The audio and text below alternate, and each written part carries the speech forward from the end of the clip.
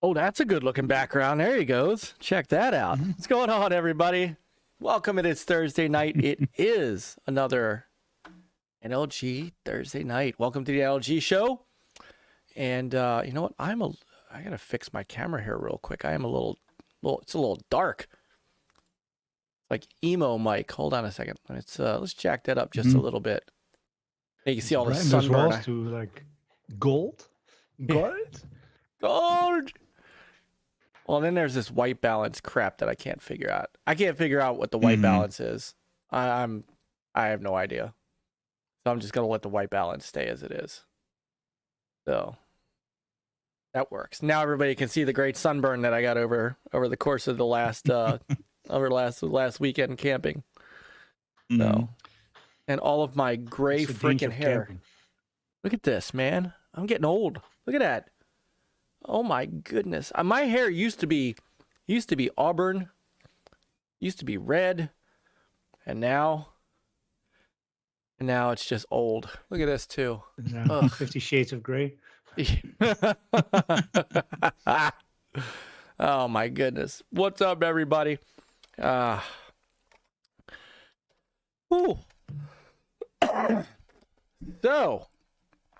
do not adjust your set.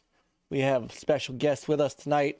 He's our brother from, I don't even know where he's from, but he's our brother nonetheless. Our brother in gaming, Wisconsin. Our brother in Halo. Wisconsin. I didn't know that, so I've never asked you. So, coming to us from flyover country, it is Bacfromthedead. What's up, Back? I'm doing pretty good. Yeah? See the background. I've been playing a lot of Godfall this week. Been having a lot of fun with that. And the last couple of weeks playing Destiny 2, Lego Star Wars Skywalker Saga. A little bit of PGA 2K21. Yeah, I got the next 3 days off, so that'll be a lot of fun. Nice. And that's always nice. It's been about 7 weeks that me and my wife started a new diet and exercise routine. And I've lost 25.5 pounds so far. Outstanding. Back. That is awesome, dude. That is awesome. When did you start? About 7 weeks ago. Let's go. Every week we have a 30-minute group session where they just go over more information to teach us more about healthier eating habits, or shopping, or how you organize your kitchen so you can find things easier, getting the junk food out. I think we've only had pizza out a couple of times in the last 7 weeks. I haven't eaten any fast food outside of that. So. Nice. Yeah, that's definitely feeling a lot better with that. That is outstanding. I'm serious. That is outstanding. And I just got to make the thumbnails for it, but I've got 11 guide videos for Legend Lost Sectors and Destiny 2 that I'm almost finished with that whole project. That was 11 straight days of streaming, and I think it's been about 40 hours of video editing. So that's probably the longest project I've ever done. Wow. Yes. Peter, our brother back here, is becoming a content creator. I know. Love it. I can't wait to see it. That sounds that's going to be pretty awesome. Now, and again, congratulations, man. It's as you know, it's not a hard journey, but if absolutely, when you start feeling better and your body is doing what it's supposed to, it's a whole different feeling, I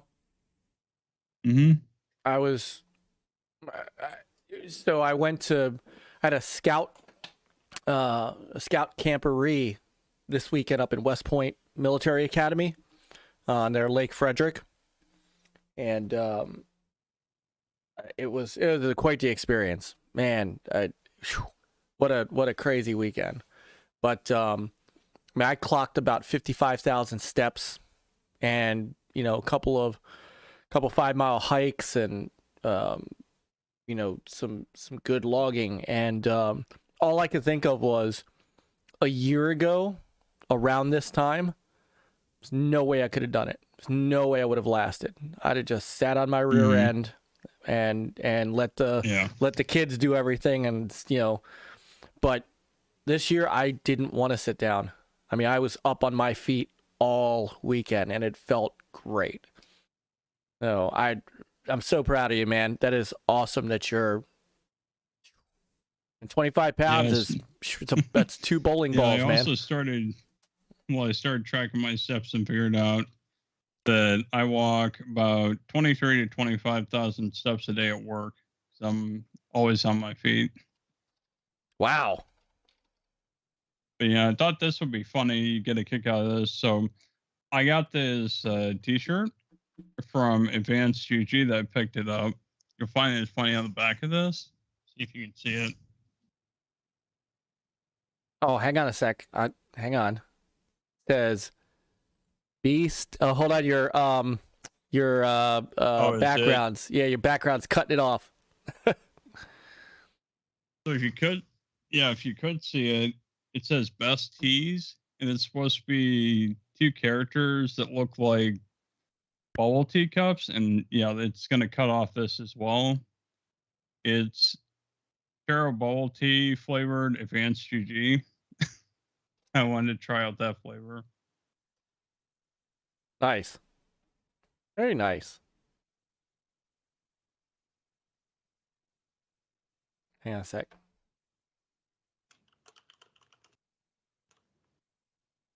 I think I know who this is, but I just have to double check. Yeah, I'm also looking forward to what is it, June 11th and 12th. I'll be going down to Florida to go to GCX with some of my friends from Iron Lord's podcast, Destiny 2 Clan. So I'll get to meet Lord Cognito in person for the first time. Oh, nice. Very nice. Yeah, he's just coming off of his Grand PAX East trip with Brother Lemon and that crew.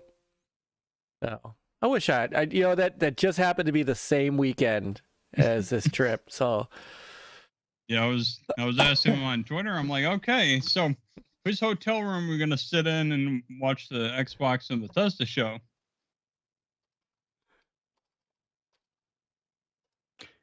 Quick shout out to the pack opening pro. Yeah. Hold on, let me. LG. Welcome. Welcome back. I know who that is. I almost wore his shirt today because I miss him. Yeah. You know what I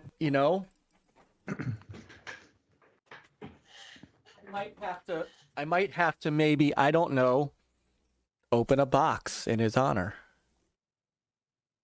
Guess what we got by accident. So you were talking about Star Wars Lego Star Wars Skywalker Saga back? Yeah. My wife ordered this for Seth back before it was delayed for 2 years. And she forgot all about it.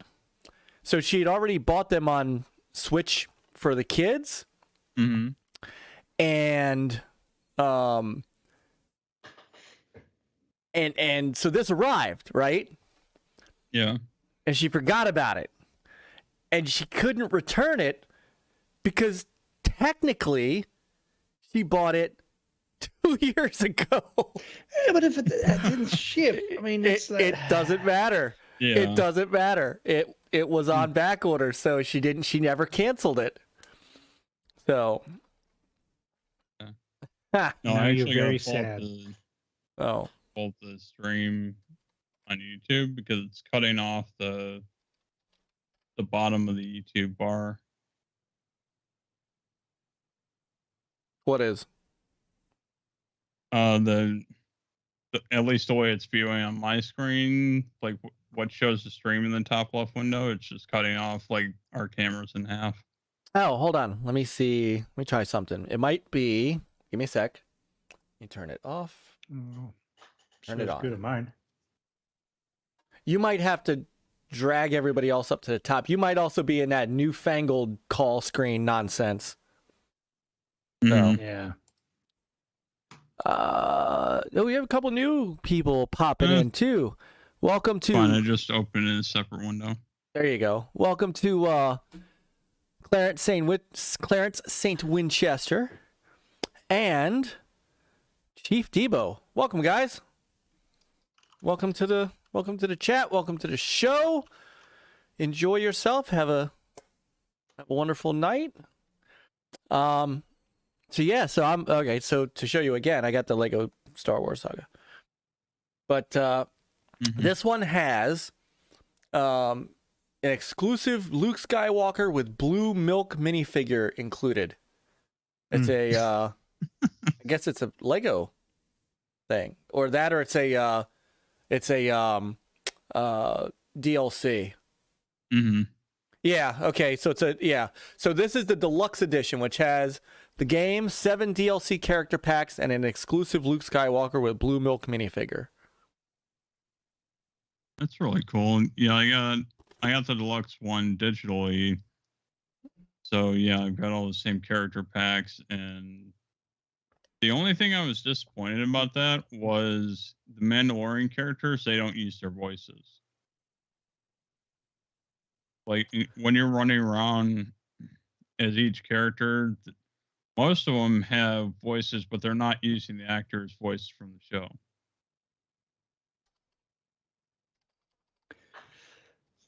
Oh, that's too bad. Oh. Well, yeah. But you know what? Lego games were never known for that anyway. I mean, I'm okay with it. I'm okay with it.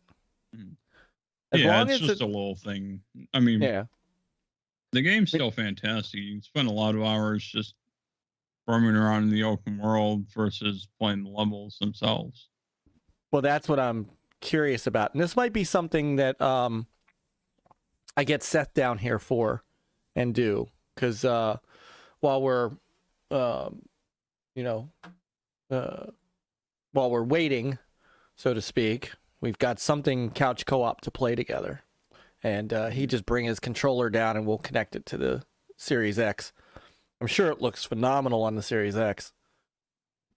No, I'm excited to play it. Actually, I like the Lego games. Used to play the Lego games with the kids on the 360, and so I've heard so much good about this one. Yeah, and it's definitely a bit different. You got different puzzles you have to solve in the open world to find collectibles. And then they cut out a lot of the fluff in all the levels that you're just more. I think there's a lot of vehicle levels where you were just running through the level as a ship shooting stuff, that they cut out some of those. But it actually helps the story flow a lot better.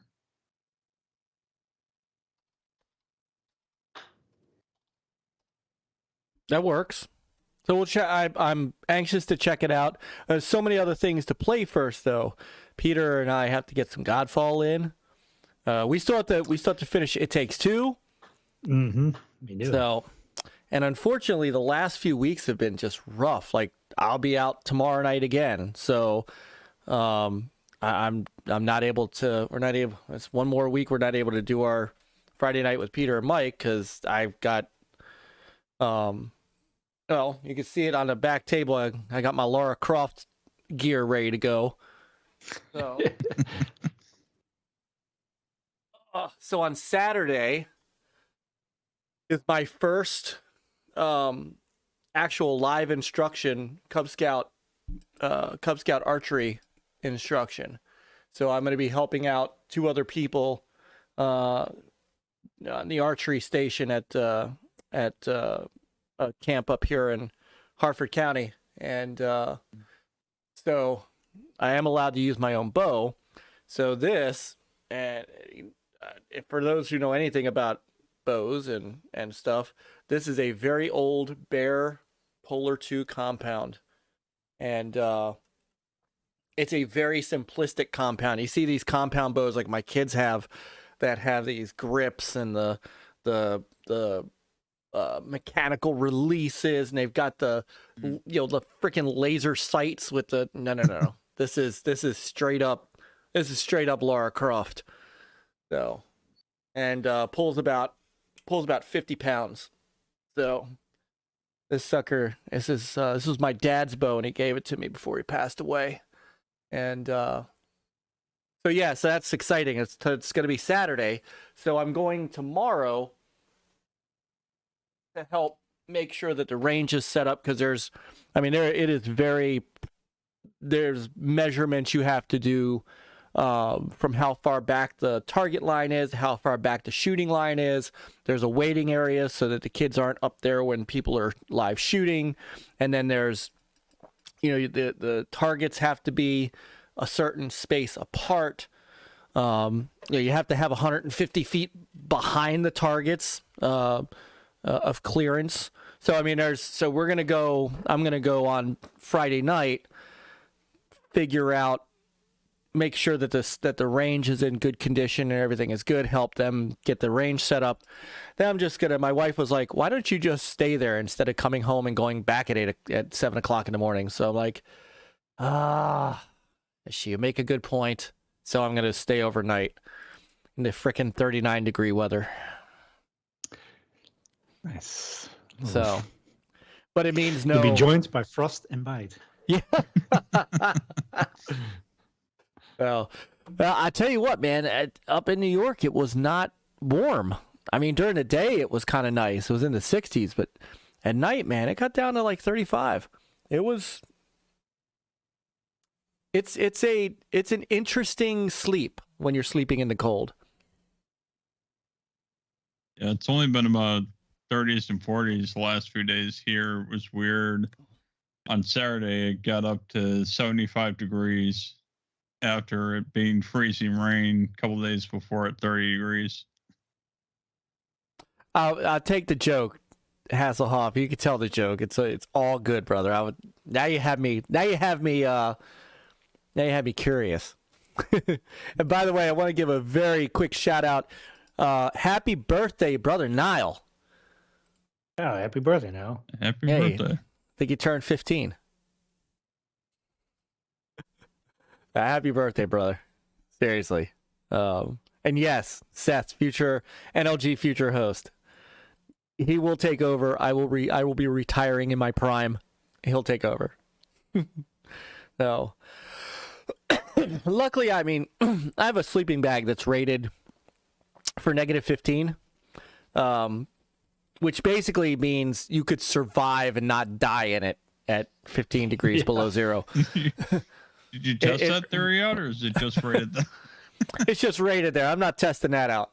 I don't do cold weather camping. There are a couple of scout camps that are specifically for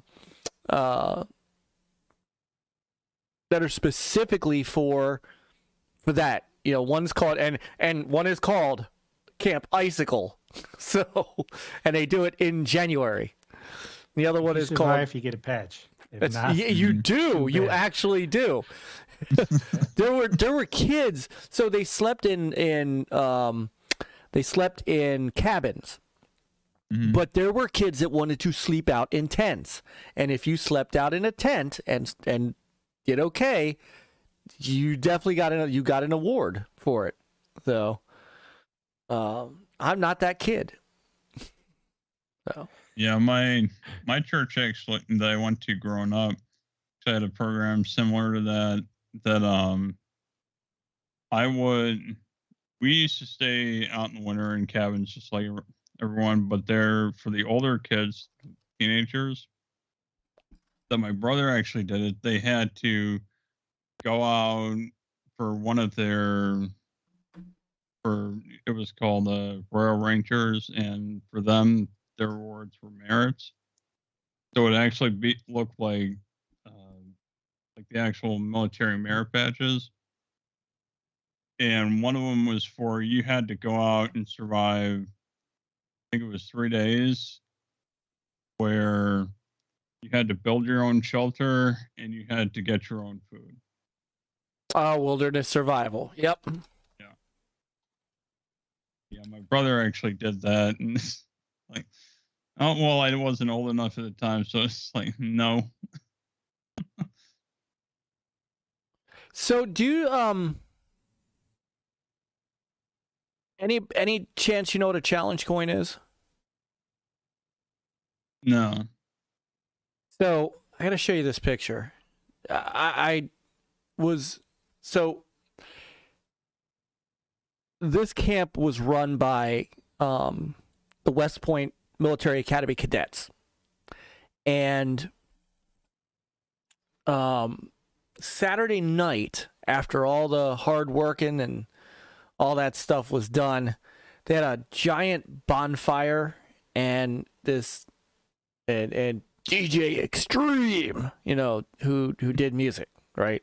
Mm. And music was loud, very loud. Too loud for my blood, but my kid, Seth, he was like all over it. It was I was like really impressed. But he's talking to we're standing around the bonfire, and a lot of the cadets really enjoyed having the scouts there because some of them were scouts. What's up? What's up, bros? B Rose B. What's going on, man? I'm just teasing you. I really am just teasing you, bros. Anyway, the cadets really enjoyed having the kids there because some of them were scouts too. And so they'd talk to the scouts and ask them what their favorite stations were. There was all kinds of cool stuff that was there. But this young cadet just struck up a conversation with Seth, and he talked for like 5 minutes, which is, again, if you watch Seth in our videos, it's unlike Seth. But he was so in the moment and so like just overwhelmed with what was with everything that he just was talking to this guy and telling him all about how great the weekend was and his favorite stuff he was doing and how he really enjoyed it and how he wants to come back. And so the cadet reaches into his pocket and says, "Hey, I want you to have this." And he hands him this. So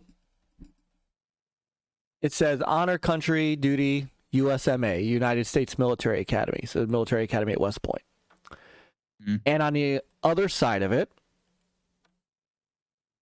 is this. For many stand a few, and the dates. So it turns out that these are given out by the challenge coins are given to military people to kind of prove they are who they are if challenged. So somebody says, "Yeah, I'm a West Point, I'm a West Point cadet," and they say, "I don't believe you." You pull this coin out and you show it to them. He handed Seth this coin, and it's in a nice plastic case and this whole thing. And I was like, "Wow, this is really nice." So he started talking to some other people about it. One of the other assistant scout masters was retired Army, and I was telling him about this, and my wife was telling him about this, and he said to us, "This was a big deal." It's like, most likely this is the only coin that kid had. And maybe he'll get another one because the date on here says May 2022. So he's graduating. He's graduating on the 21st of May. And when he gets deployed, he may get another one. He said, but right now, he probably gave your son the only coin that he had. And he said, "I will guarantee you, they weren't. You don't just give these out."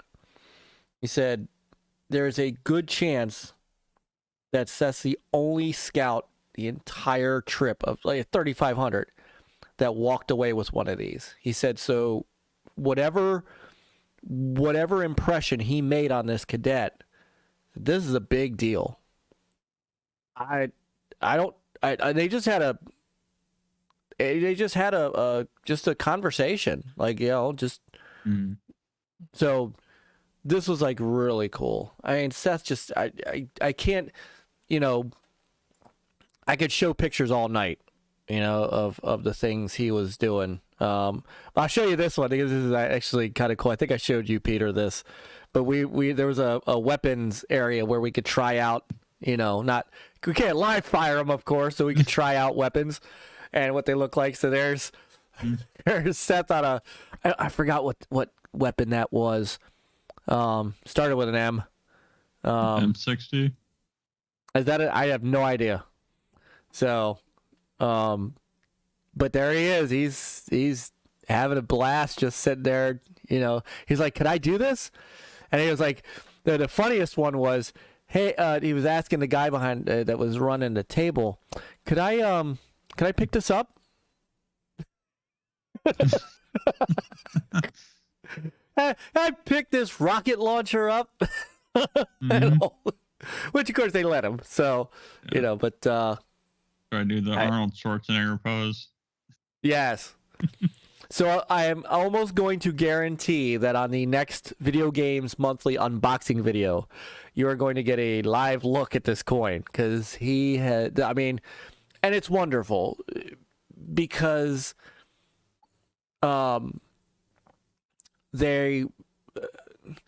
we were unsure. This was not an easy weekend. Did Seth get to ride the Warthog?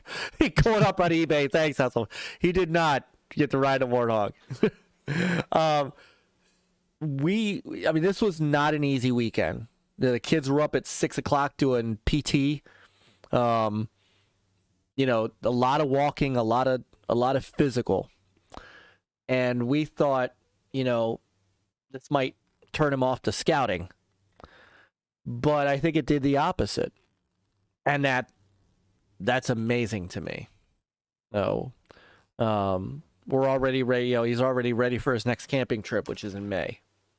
And we just did a 2 mile each way hike down a local trail on Tuesday. So on top of all the walking we did Friday, Saturday, and Sunday, and the 3.5 hour car ride, we did another 4 miles on Tuesday. So he's really kind of, it's just, it's hard to describe, but you know, Seth is starting to really take to these things.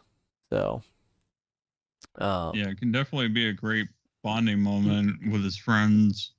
Going there, if you don't get that much time throughout the week with them, you get, you know, 5 days away. I remember going on playing youth group trips, and yeah, you get to know people a lot better when you're out, you know, out versus only getting to spend a couple hours a week.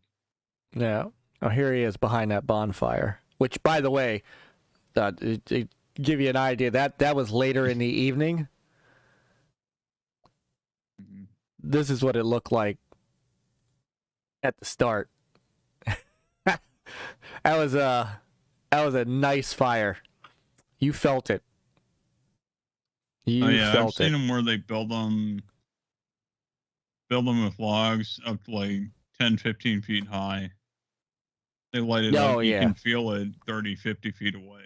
Oh yeah. This thing was a beast. It was smoldering the next morning when we walked by it. It never really went out. Mm-hmm. I'll show you one more picture because this was something else that happened that was really cool. So on Saturday evening, like towards the 6:30 time, they brought in 3 chaplains, one Catholic chaplain, one Protestant chaplain, to do services for them, and then for us. And I have not only Seth, I have 2 Jewish scouts, including Seth, in the troop, including me as the chaplain. They brought in a Jewish chaplain, and he happens to be currently the only Jewish chaplain in the U.S. Army. And his name is Major David Frommer. And we did for anybody who's Jewish that's in the chat, I don't think it's anybody yet because Masshole's not here. But if Masshole was here, he'll immediately know this. We did what's called a Havdalah service. Basically, there was two things. It was Havdalah, which is the end of our Sabbath. And since it was the last day of Passover, we had pizza. So we were able to eat bread again. But he let me lead the prayers because I know them and because I'm a music director at my temple. But he let Seth be involved as well. And Seth was just so into it. And, the other thing that makes me happy is not only is he into gaming and he loves to bond with me over the video games monthly voxes and stuff like that, but he's truly embracing, our Judaism and our religion. And he was singing songs and, holding our dollar cap. I mean, it was just such a great, it was just such a great experience. And he was, he was just amazing in doing it. So then you extinguish the candle in a cup of wine, and that signifies the end of Sabbath. So, but it was really cool. Just such a great experience. That whole weekend was just such a great experience. So, we did not get to see a baseball game like some scouts. Yeah. Yeah. And my daughter, she went here to the Nationals here in DC. This Nice. Girl Scout day. So her trip was selected to be on the field, and so that was pretty cool. That is cool. Nice. So apparently she was on TV too, but don't know. Kind of missed it, but there's got to be a replay. Recorded it, so you had that. So, but that was kind of cool.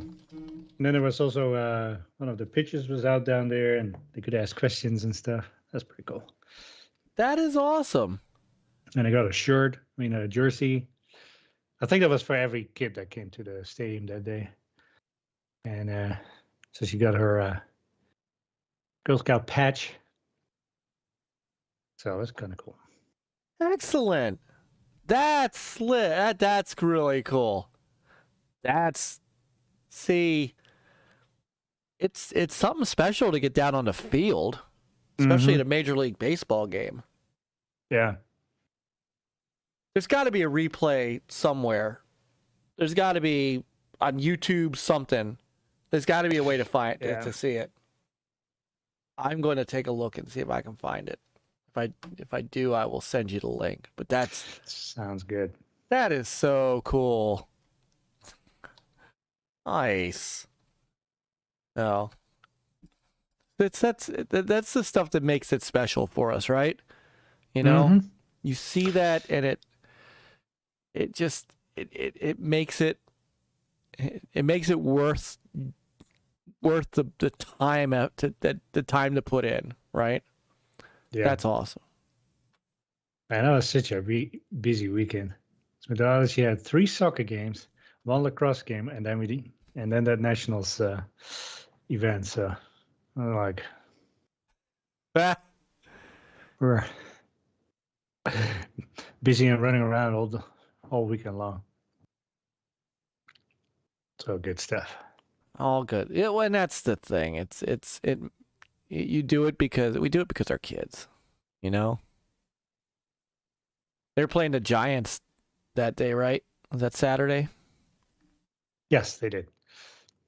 I'm looking on their.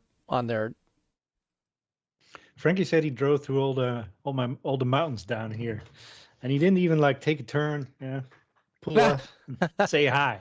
What the heck? So close. Tisk. No. Speaking of Frankie, those of you who are in the chat,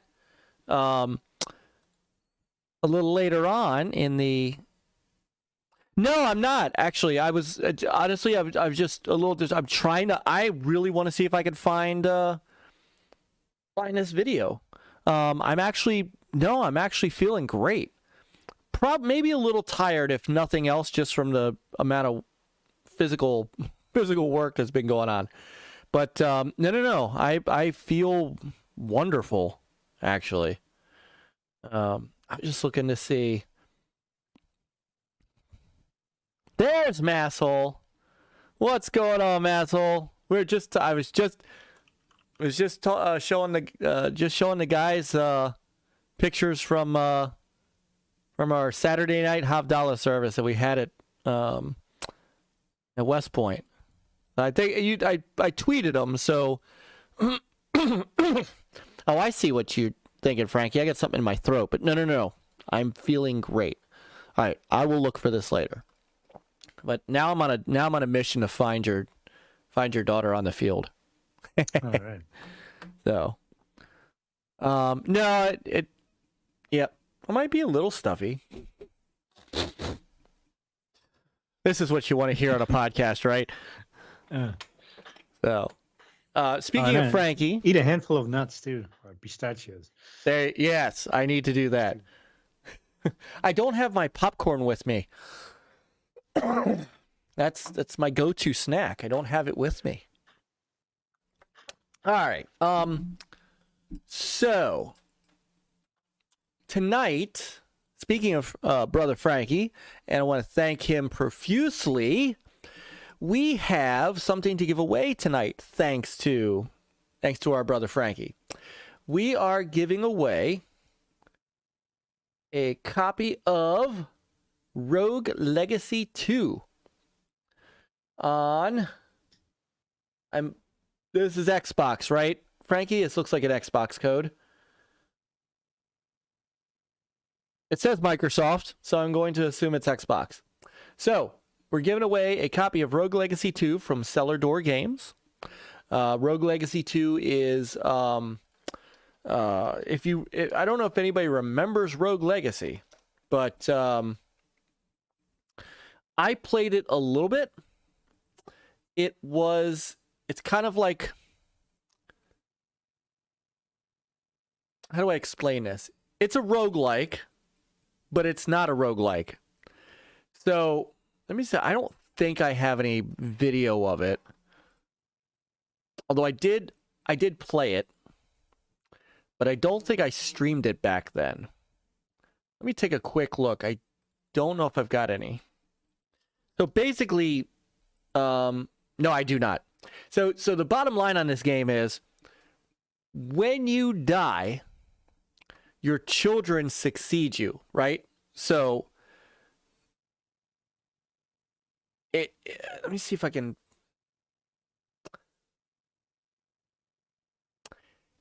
You guys played Shovel Knight, right? Either of you? No. Neither of you played Shovel Knight either? Good grief. All right, here's how I'm going to do this, because let me do it this way.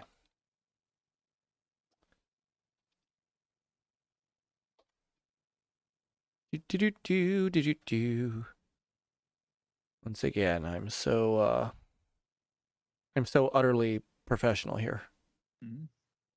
Yeah, extremely organized. Yeah, totally. Okay. So, in the first game, this is what it looked like, right? And when you died, your child, you had like your kid, you next up was your kid, right? So you had an heir. Now, that heir is different than the guy different than what you were when you died. So you could have somebody that was slower, that was older, that was colorblind, right? So the screen would be black and white. Your character was never the same after you died. And it was really cool. And you were supposed to die. That's kind of it's really it was really a neat concept. So Rogue Legacy 2 literally just came out today. And I do have Rogue Legacy. So I promise Rogue Legacy was a good game. Let me look up Rogue Legacy 2 for you. Because I hadn't even really seen the trailer for this.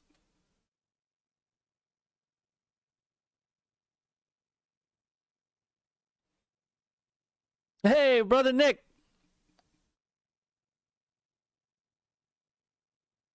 I know you guys can't hear the audio, but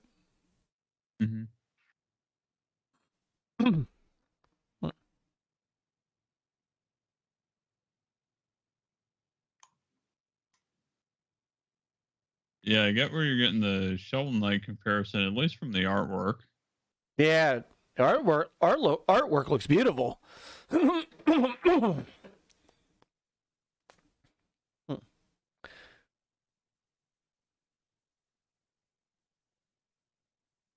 So, again, I know you can't hear the audio, or the people out there can't hear the audio, but I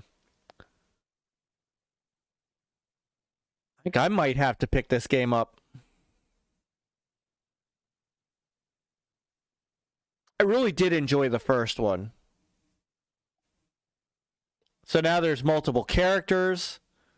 Oh, there's a samurai. Is that a twin stick shooter, or is it just a regular platformer? It's just a platformer.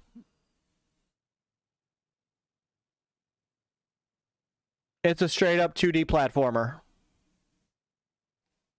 So, somebody in the chat is going to win this tonight. I'm wondering if I should do, I think I'm going to do a wheel of names.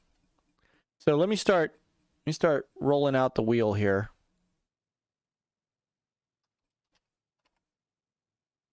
And I'm going to start throwing people in the wheel of names.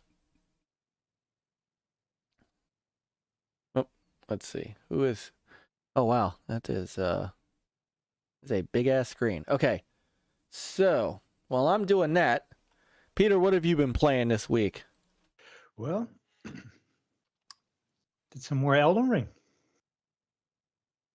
And it's a game that keeps on giving you death. But I just love the exploration of it. You know, it's like, it's still, you know, the map is like huge, but and it's like gorgeous, and it's like very mysterious, and along the way, you know, you kill a bunch of stuff, and really love the co-op experience too. So much fun.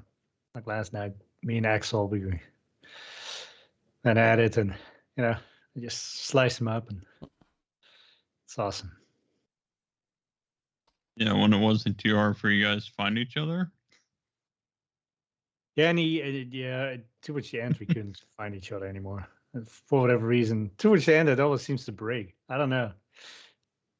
Maybe it's getting too late. Maybe the backend server somehow, you know, get a fresh reboot. But yeah, so that's the game that I keep on going back to.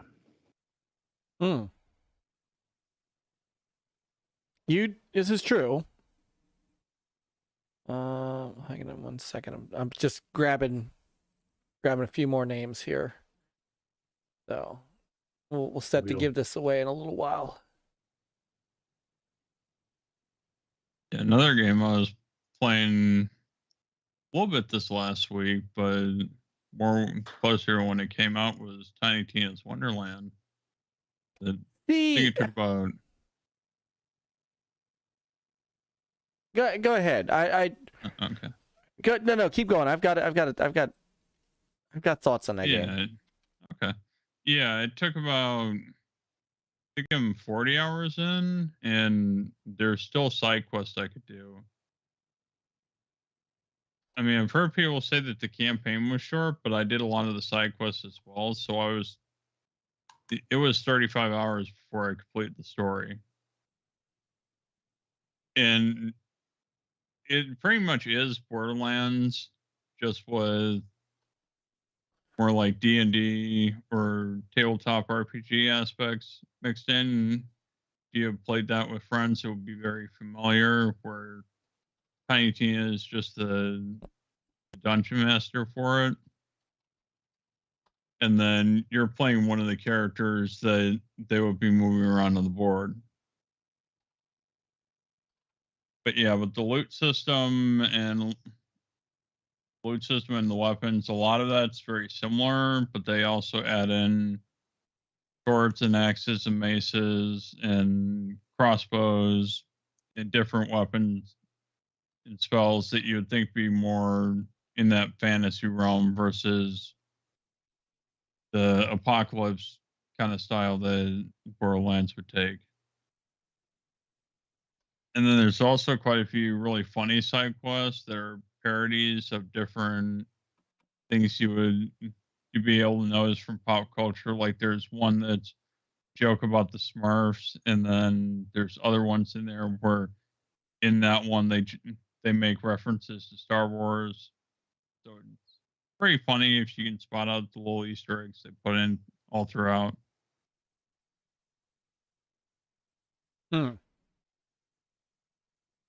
See, so let me ask you this question, because I need to know. Mm-hmm. Is this thing strictly multiplayer? No, I played through the entire thing solo. So it's got a single player campaign. Oh yeah, I played through the entire thing solo. Yeah, it's got its own story. Okay.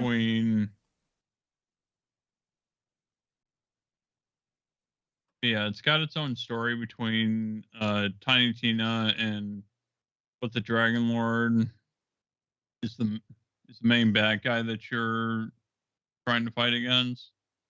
And there's several different areas on the map that you go to. And there's a part where you do explore called the Overworld, and it looks like a tabletop RPG like map, like you're seeing that right there. That there's collectibles in that. The way that you increase your luck amount, you'll find 20-sided dice placed throughout the map. And then there's chests that you get gold. They still have the vending machines from Borderlands that you can buy gear from, as well as you've got enemies. They're always dropping loot. But yeah, there's an area that there's like pirates. There's a sea area. There's a frozen area. It's a desert area. So it's a lot of different variety in that game. And a good bit of variety between the enemies that you'll fight in those areas. And then if you're familiar with Borderlands characters, like you probably saw a couple of different ones pop up on screen there. Well, they renamed them with like names that would fit the fantasy realm of it if you were playing D&D. So like playing different characters, but you can tell the character model is still them. But yeah, I definitely had a lot of fun playing that. And I actually have not tried playing with other people online yet. I went through my entire experience solo. Okay. So I only have one other kind of wall to playing this. And that is I hate Borderlands. I hate Borderlands. Like I know people say there's a lot of people that either hate the art style or I just hate the game. Yeah. It's a monotonous slog of a game for me.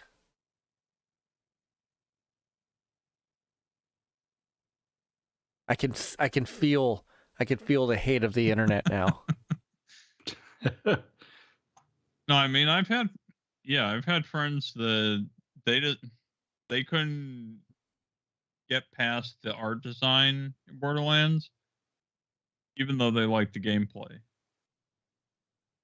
I don't mind I actually like the cell shaded art style. Yeah, almost comic book like art style. See, Frank, I can see Frankie. I can see Frankie judging me right through the chat. Mm-hmm. I just don't like it. I just don't like it. I never have, and I couldn't get into the pre-sequels. I couldn't.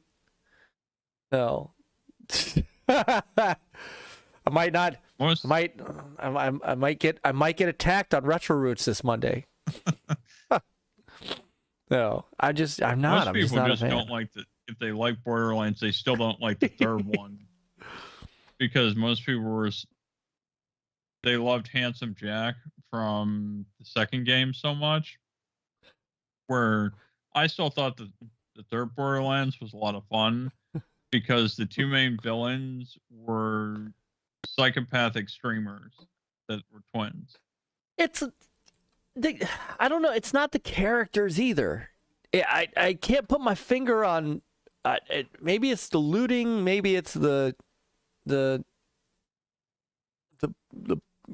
I can't put my finger on it, on what I don't like about it, but I just don't. But then again, I'm resisting all calls to play Elden Ring too. So, I'm just a bad gamer.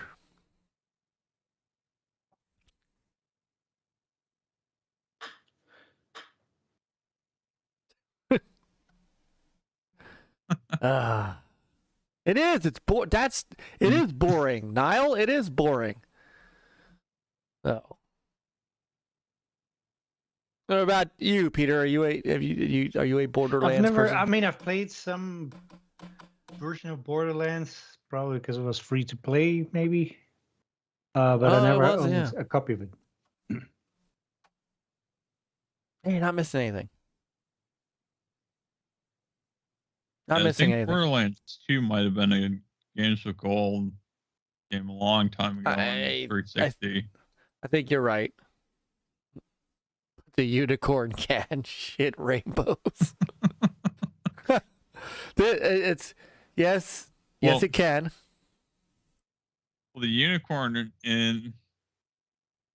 you keep seeing run across the screen, that's actually the queen of this world that you play in. The idea of it that Myke has a bow accident. We all know the reason. Hey, what's that? Oh my goodness. I'm gonna have an accident. Oh my goodness. So I finally actually got to play MLB 2K22 this week. And what's that on the floor? What's that on?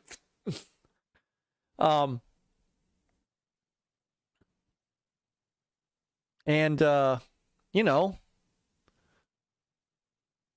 baseball. I think I might be baseballed out too, because last night I tried to play Super Mega Baseball 3. I was like, okay, this is just like Super Mega Baseball 2. Just a new roster. Yeah, no. well, and with Super Mega Baseball, it's a roster of fake people. So, well, maybe they need to come up with new fake people. Yeah. Maybe one of them got an arrow to the knee, and they're out. It's not that I don't like it. It's that I love Super Mega Baseball 2. 3 just didn't do anything, except for an online league. I might have to try the online league. I might have to try that because there's an online cross-platform league. I do like that. So, but other than that, I didn't get much gaming in, obviously because of over the weekend, and just being tired.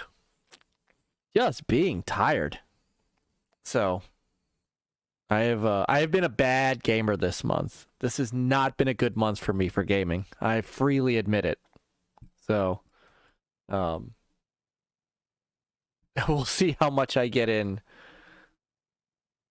We'll see how much I get in over the next week. So, all right. So, let's talk about some stuff. Let's see. Where are my topics? Peter? Hello, gamers. Now, our next topic, all the news that's fit to print. Yes, including some breaking news from today.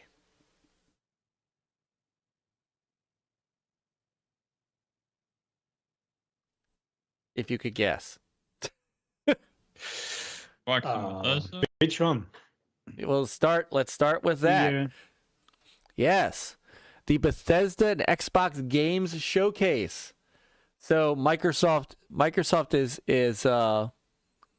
has said, screw you, E3. We'll do it ourselves. This becomes synonymous with E3. It's just... Except it's their own. Yeah, exactly. So Bethesda games, Xbox Bethesda games will stream on Sunday, June 12th at 10 a.m. Pacific. So 1 p.m. Eastern. The show will feature amazing titles from Xbox Game Studios, Bethesda, and our partners around the world. The Xbox and Bethesda Game Showcase will include everything you need to know about the diverse lineup of games coming soon to the Xbox ecosystem, including upcoming releases to Game Pass on Xbox and PC. And that's all they've said. Yeah, exactly. I'm sorry, Pac. You are breaking news. I just realized that you have a new channel that I just subscribed to. So, so what will happen when if the Activision Blizzard will join? Is it going to be the Xbox, Bethesda? Yeah. They just Blizzard go back to the Activision Game Xbox showcase? Right. It's going to be the Xbox E3. Right. Right. Exactly. Xbox E3. Period. And especially once they buy Ubisoft. Oh, did I say that out loud? Yeah. Eventually, they're just going to have a long list of the Xbox ... showcase. Yeah. Isn't Arcane making some vampire game or something? Yes. And it's due out. Well, at first it was summer. Then it got postponed to when we don't know. Is that Redfall? Yeah, it's Redfall. Now, here's what's interesting, though, just very quickly. Redfall still, let's see if it says it's still on their website. It still says summer 2022.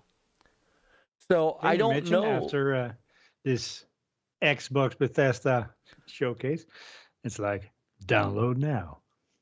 Oh, wouldn't that be something? Possible beta? Available now. Yeah. Well, they haven't said anything about the game officially being delayed. They've only mentioned, it's only been like rumored that it could be. So Xbox could do a whole week of showcases. That would make me happy. So so obviously we're going to see Starfield. Sorry, Starfall. Did you see the music sound video that he posted? No. That's really and each time they post something, it's like, man, this game better not suck, because everything they've shown so far looks really good. But hopefully the whole package is like... I'm crossing my fingers for no bugs. The Sound of Adventure? Because... Yeah. Oh, that's pretty cool. Oh. But yeah, bugs, especially like save file corruption bugs. Those are always... Oh yeah, those would be. I had a bug in Skyrim where, if you remember at the beginning, you would go to the college to meet a lot of the people, and it was pretty early on in the game. Well, when you had the quest to go enter the college in Skyrim, I was able to enter and continue the quest, but it never got past the point of enter the college. It just kept letting me play the game. Dang. So I can never finish that quest. Did you start over, or you just? I just kept playing. It still let me play the game. It was weird though, because that quest didn't go away. It didn't complete, but it gave me the quest right after it. Huh. Like, okay, that's just bugged. So when I played it with a different race in that game, it didn't bug again. So I'm like, okay, well, this will be the final. I'll keep playing all the way through. Because there's a few choice decisions if you want to get more, both sides of the story between, what was it, the Empire and the Nords. That you had to pick different choices throughout the storyline. Yeah, that was been quite a while since I played that. Actually, I haven't tried out the Series X update though. So is there any music in this game, in this video? Or is it just him talking about the music? I mean, you can kind of hear the music in the background. Hear the music too. I mean, I can't hear it right now. We'll take it with us, and we will go back home with it. I mean, that's the soundtrack in the background. The traditional orchestral sound palette. We actually really divided. Screenshot that one shot of the. For example, sheet music. Maybe you can play it. Myke. And oh yeah! Like bring out the piano. Woodwind layer that almost that's funny. Particle in space, because they don't play melodies at all. They play sort of like a high frequency sequence, you know, like together. So they almost don't sound like woodwind. They sound something between organic to synthetic. Then the strings, they will play this long chords or long melodies and long copyright strike incoming. I don't care. And these kind of things along the line with. All right, let's see if there's any actual. All right, it's just him talking. A nice blanket around these waves. I mean, I love a good soundtrack.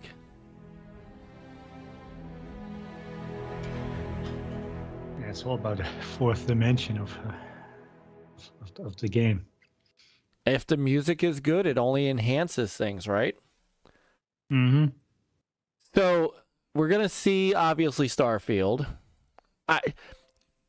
Are either of you surprised that they are still calling this Xbox and Bethesda? Like, there's like I know that they. Well, that's why I said, you know, and Activision. I mean, soon, you know. But yeah, it's kind of funny. It's like it is kind of odd the way they word it that way. Almost makes them sound like partners versus owners. Yeah, because it's almost like they still have that way because Microsoft bought Bethesda. It's like Xbox didn't buy Bethesda.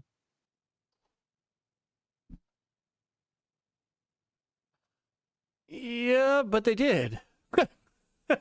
Everybody knows they did. Maybe this is just their way of you know, showing. This might be their way of showing certain people at the Securities Commission that that other little deal that they're working on making is really okay. 'Cause look, we're still calling them Bethesda. Because I mean, look at this. This show will feature amazing titles coming from Xbox Game Studios, Bethesda, and our partners around the world. So, well, for the most part, they still handle all their own publishing, don't they? I mean, they are. I believe so. owned by Microsoft and Xbox, but they're still operating pretty much independent, just better increased resources.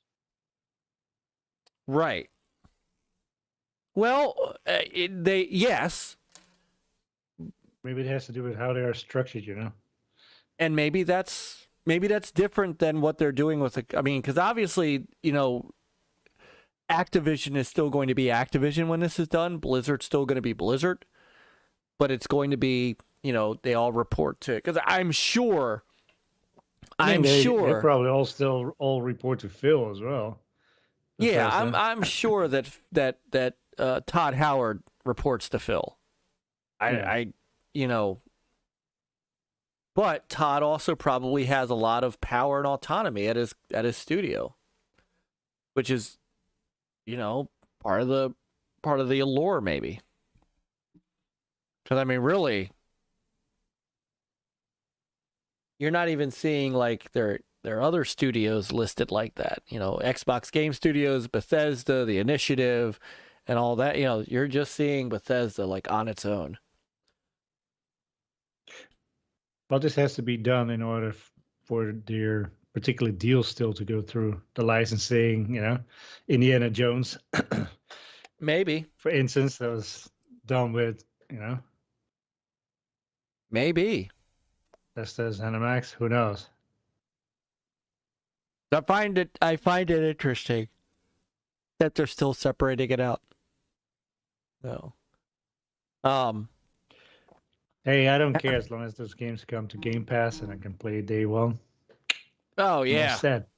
And that's the important part of all of this, is that is what that's the only reason why I care about the whole Activision and Blizzard.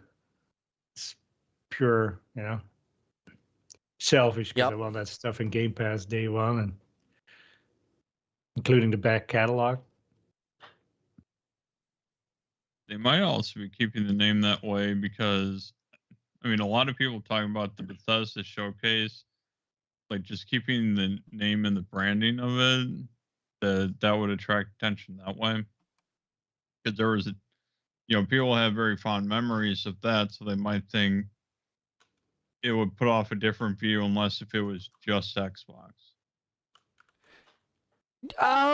I could, yeah. I mean, I could see that.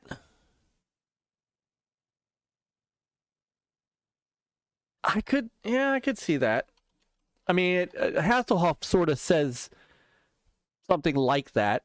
I think Microsoft is keeping the naming separate because they don't want to give the impression that Microsoft is absorbing and potentially shutting down studios in the future. We respect the identity. So, and he's got to go. Hasslehoff, I will let you know if you have won the Wheel of Names and if you win the Rogue Legacy. If you do win, we'll try out the code for you. Make sure it works. Make sure it works. Niall, starting to think Jim Ryan is a spy for Phil Spencer and it's Ryan's job to ruin PlayStation. Frankie says, nah, Jim Ryan's just that stupid. I wonder, though, what Sony... I mean, seriously, I wonder what Sony's got in store. Because now, obviously, they've got to do something around this time. They can't just let Microsoft and Bethesda, just run amok. Because there's no EA Play either. So with no E3, there's... I think Ubisoft is having something, right? I think they're doing... I don't know. Are all those companies then going to Jeff Keighley for everything, or they just not doing anything? That does open up Jeff Keighley and his Summer of Games thing, right? Mm-hmm. I mean, that gives him pretty much the other kind of the other spotlight. I'm trying to think if Ubisoft was doing something. I thought they were doing an event, but I might be wrong. I might be wrong. I thought they might be doing... And I'm pretty sure Activision Blizzard's not going to do anything. Sorry, Ubisoft Forward was something they were doing. But they did it last year. Let's see, are they doing another one this year? They might not be.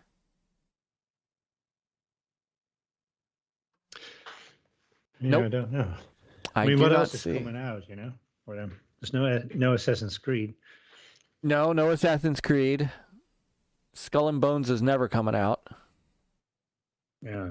No new Far Cry, no new Ghost Recon.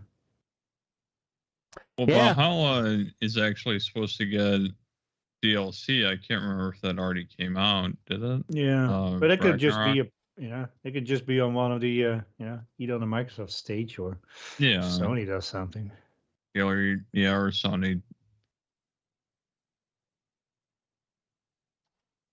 Or it's just just an announcement on the Yeah. slow video. Here it is. Here it is. I mean, really, looking at their site, there's nothing. So, and that brings me to another. Let's speaking of Ubisoft, we'll come back to Microsoft because there's other little news, right? There is speculation out there that Ubisoft is getting ready to put itself up for sale. I've been reading this over the past few days. Now, I'm going to preface this by saying the sources for this are suspect at best. Sketchy. Yeah. Bloomberg and Kotaku.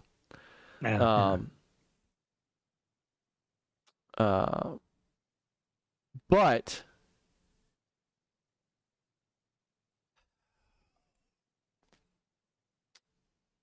I saw something in Variety magazine, and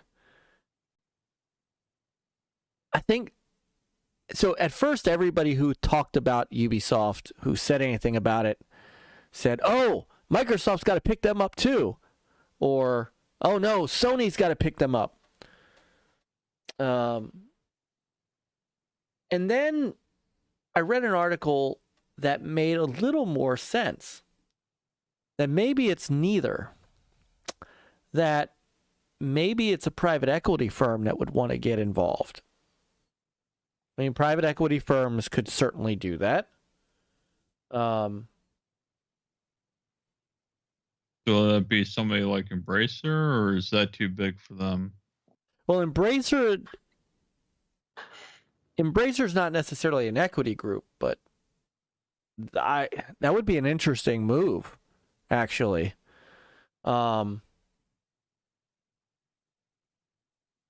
I mean, obviously, I don't think they would. Most of their stuff is AA. It's not that high a budget, right? Right. I think their biggest. I think Embracer's biggest. Let me take a look here. I mean, obviously, their biggest studio is Gearbox. See, I don't think they would sell off their IPs, Niall. Niall says, I wonder if they would sell off their IPs. I don't think they would do that. Their IPs are pretty... I mean, Assassin's Creed, like it or not, is still a very valuable IP. Far Cry is still a very valuable IP. Believe it or not, Just Dance is still a very valuable IP. Wonder Cell as well if they were making another one. Yeah, Ghost Recon. I mean, Rainbow Six. Rainbow Six prints money. Even though, Peter, Chris, and I don't like Siege, a ton of people like Siege. So I don't know. I don't know if they'd sell those off. I think they would do one of two things. They would just stay put and hope that somebody maybe takes over for the GoGameGo family when they, because there's nobody really in the family that's gonna take over once Yves is gone. But maybe they're hoping somebody could. Yeah, Ubisoft is big though. Number of employees is 20,000. Yeah, that's big. Just when you do Xbox, and if they get Activision and stuff, they're half of that. Yeah, I think at that point, to be quite honest, I think at that point the government will step in. I especially if it's right in the middle of or right after Activision. Well, but Activision is private, right? It's privately owned. Activision is. You don't have. No, Activision's public company because they have shareholders. Well, but it doesn't mean you're public though. But at that point, who else makes Western RPGs that Xbox doesn't know? Right. I don't know. They've got. Hold on. I'm taking a look now. At Activision. Maybe they are. They're traded as Euronext Paris, UPI. Okay. Yeah, I think because I thought they were private, but if you're getting traded, you're not. So yeah, right now they're looking as bad as the Catholic Church. Nile. They're not the worst offenders though.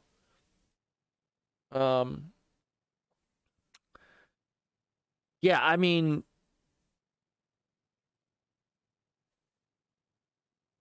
I don't know. I don't know if they'd allow Ubisoft. I mean, and Microsoft is public too. So that's another. I mean, it's not Elon Musk buying Twitter and taking Twitter private. I don't think Microsoft's in that same boat because it's an entity buying another entity and they're two publicly traded entities. I think at some point Microsoft is not going to be able to buy another big company.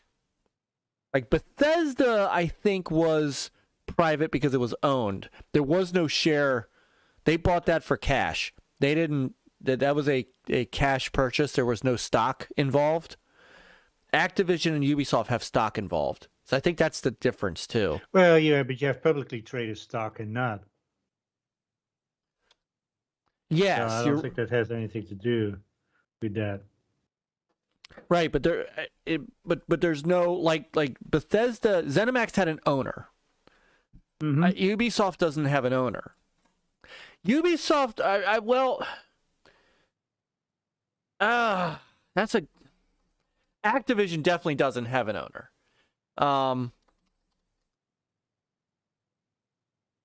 Ubisoft. Hang on.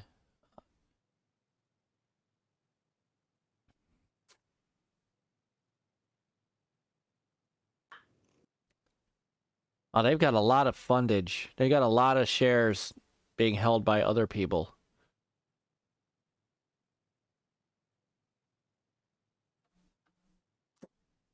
So that'd be a lot of people would pay off if they did sell. Oh yeah, when you sell like that, you basically buy out at the share level, and then those stockholders get paid. Yeah. See, Ubisoft has the GoGameGo family.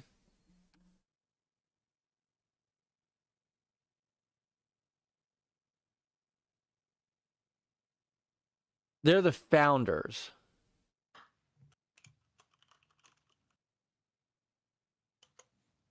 But they own 18.5% of the company. So they're the majority ownership. They're the majority stockholders.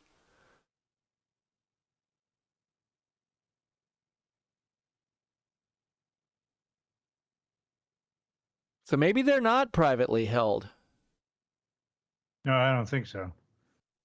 They're not. They're on the European. What's it called?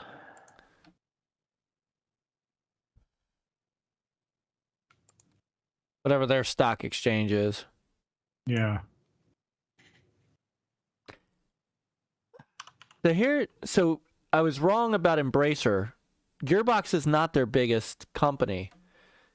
Embracer owns Koch Media, which owns Deep Silver. They own Saber. They own THQ Nordic. So they've got 115 studios.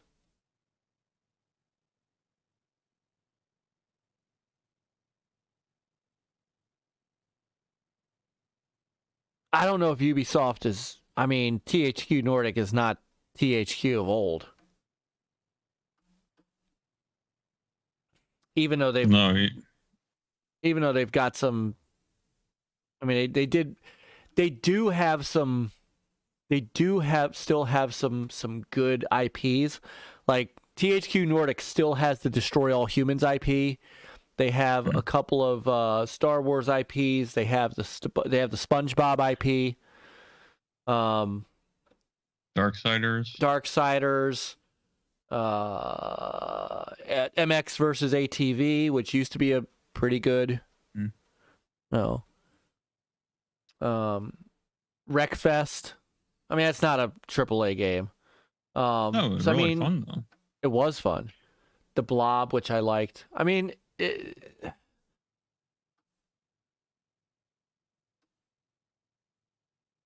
don't know who would step up to. Who honestly could truly step up to get Ubisoft if they were up.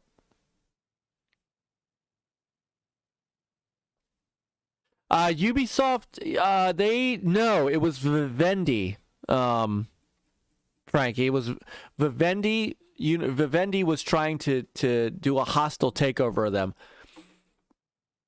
I remember that because I was just at the tail end of my NLG career. So yeah, Embracer owns Kingdom Come Deliverance through Deep Silver. Deep Silver owns the hell's their name? Warhorse.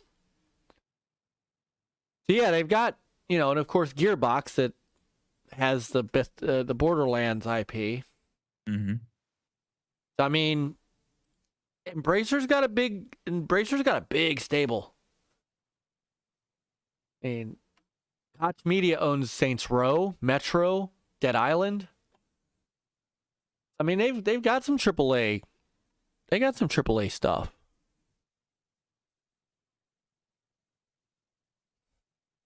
And most importantly, he's gonna say Battleborn, isn't he?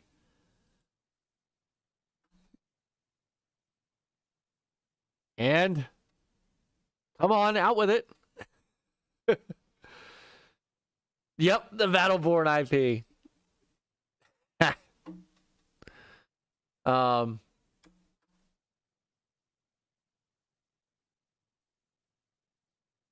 So who would get him? I mean, at that point, who's big enough to get him? Is that like EA or 2K or? Nope. There's one other. Peter's arch nemesis. Oh, Tencent. Tencent could. You don't want. Yeah. Dude, Tencent's not shy. No, that will be a disaster. Yeah. They should just.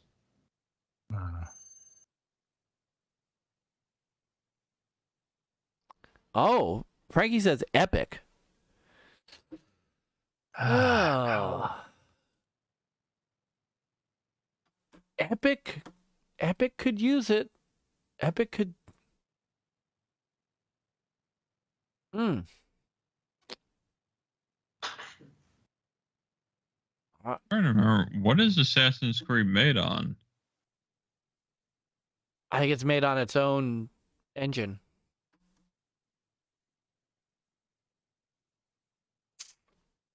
Well, we'll see what happens in the Amazon next few. could do it. Ooh, Yeah. Amazon. Yeah. Already had that integration with Luna Yeah. and other stuff. What if out of left field, you never saw it coming like the Trojan horse? Google. Oh. It's their way back into Stadia.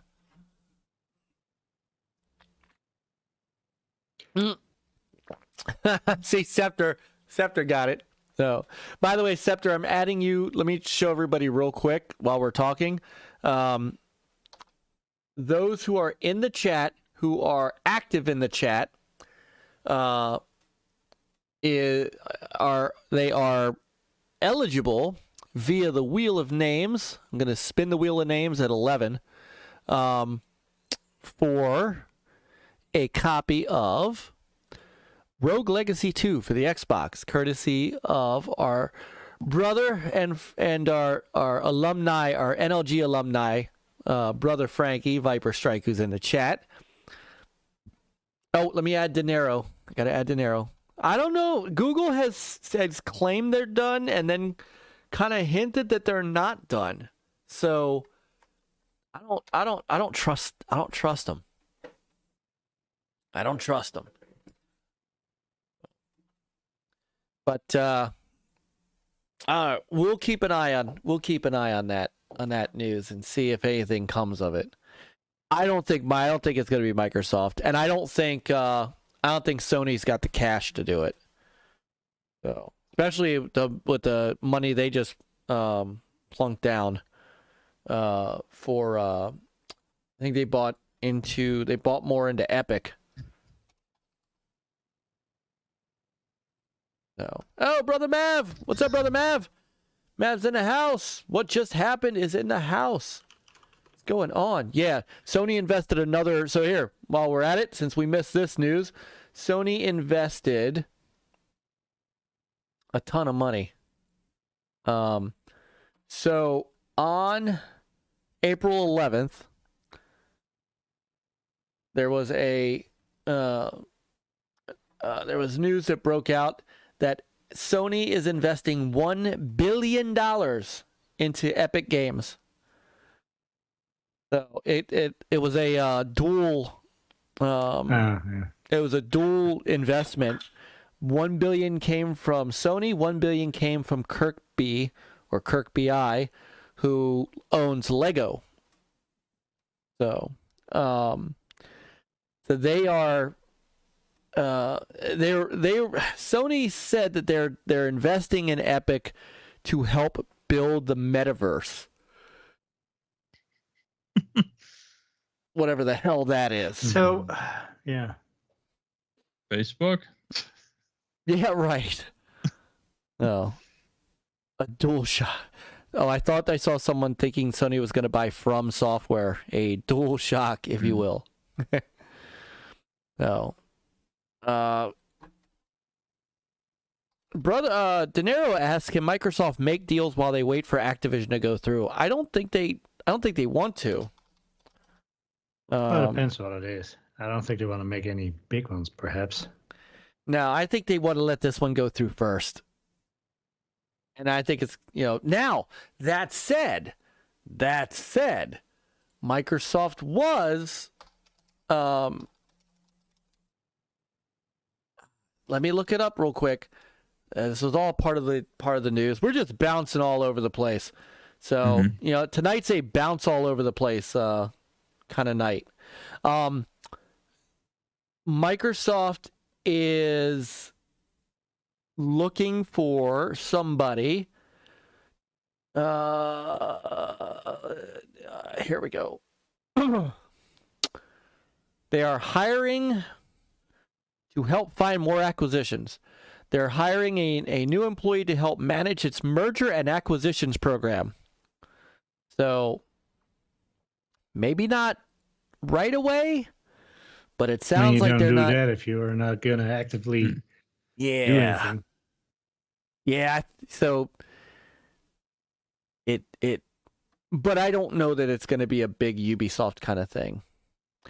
No, because remember, there's still, and this is, and I'm Chris isn't here to argue with me about it, but there is still some things we need to see out of some of the other studios that they have. I mean, we know we're well versed now in the issues the initiative was having. I'm hoping we're gonna see something on Perfect Dark soon, but it's Compulsion Games. We've seen very little on Fable. I mean, Perfect Dark, we should see something, right? I hope we see something in. I think that or Hellblade 2. We've seen we've seen an update on Hellblade 2. For sure. We saw that at the Video Game Awards. Yeah. So I'm happy there. Like remember, my whole thing is I don't think always, they have to show it unless it's coming out very soon. Coming out in the fall. Yeah. I mean, otherwise, don't bother showing it. I mean, yeah. But I do wonder if they have to show something on Perfect Dark because of what we saw with their personnel issues and stuff, just to reassure people that, hey, not to worry, everything's okay. The game's still coming. Crystal Dynamics is working hard with us, and here, let's show you a little bit of what we're working on. So that I think could help assuage things. so here's the thing with Crystal Dynamics. I mean, it could have it not not an acquisition, but it could be a full exclusive, like a second Tomb Raider. No, like a second party. An exclusive partner. Tadero, menage. But I mean, so I think before they start,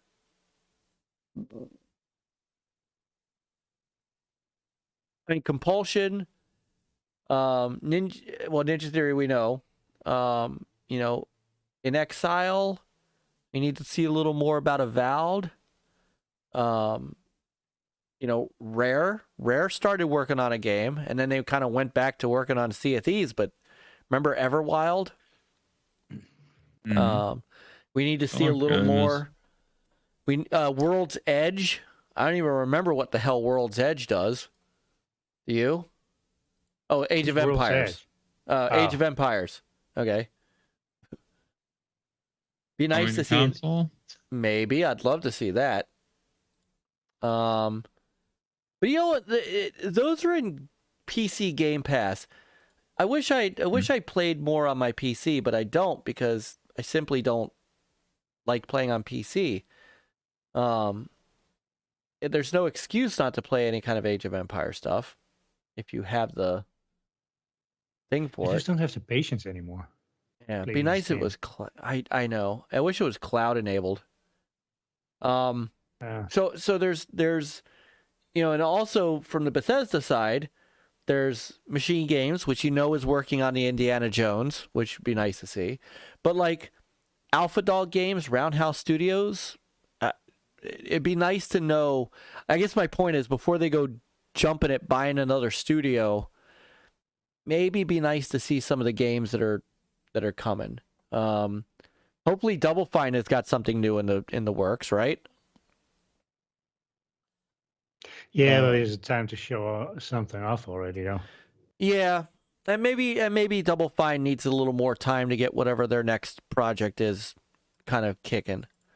But I think at this point there are still, I'd say, 343. We need to see what's going on with Forza Motorsport, especially now that Gran Turismo 7 is out. And I don't know about you, Peter, but I turn 10. You mean Turn 10. I'm sorry, turn 10. Yes, you know the racing game, the new racing game from 343. Hey.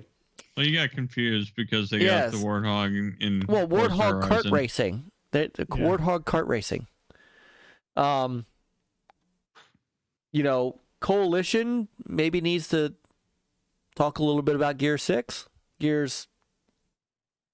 Yeah. Oh, whatever 6, they're working on. or whatever they're working on. Besides their Unreal tech demos. Right.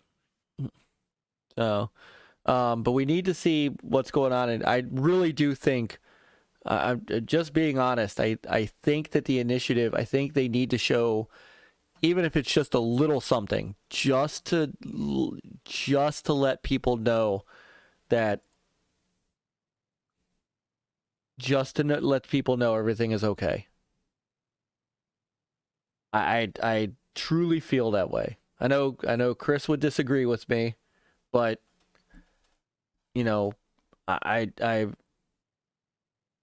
I mean, if they're going to show something, just or just share something, you know, some news like, hey, you know, we changed course. This game is still, you know, it's another couple of years in the oven. Then don't show anything if that's the case. I mean, don't show us half-ass stuff and. Well, I mean, even with Forza Horizon, they showed like how they would scan environments, take pictures, and Ninja Theory did the same thing for Hellblade 2.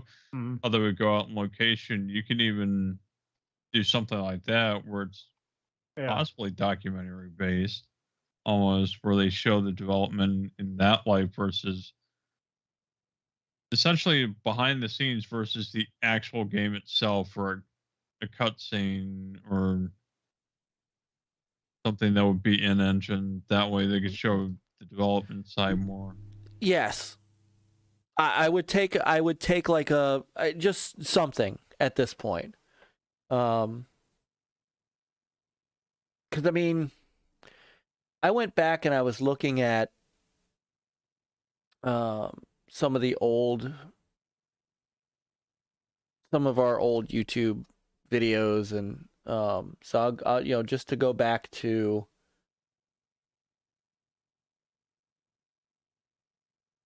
the conferences, right? Was it the conferences? It was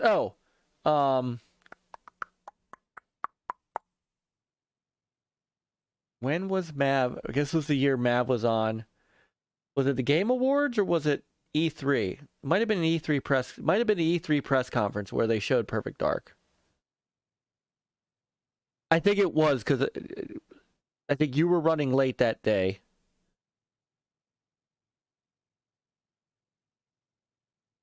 No, it wasn't because this Dinero. Myke is plugging NLG on NLG. That's right. It's Inception. I'm trying to remember where in the hell did they see it? It was the Video Game Awards.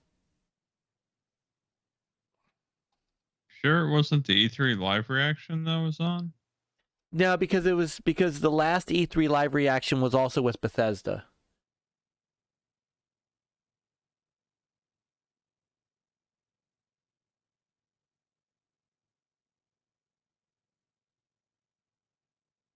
I just need to remember. I don't remember where it was, but it was like 2 years ago. So I mean, it's been a while. So I guess my point is that it's time. In Exile, again, great game that they announced. Avowed. Mm-hmm. It's not even listed on their. It's not even listed here. We need to see more on it. What else we got? Obsidian. So we know Obsidian. I'll give Obsidian a pass because we know Obsidian is working on Outer Worlds 2. Oh, Obsidian's working on Avowed. So what the hell is In Exile working on? They put out Wastelands 3. So they're working on what's it called?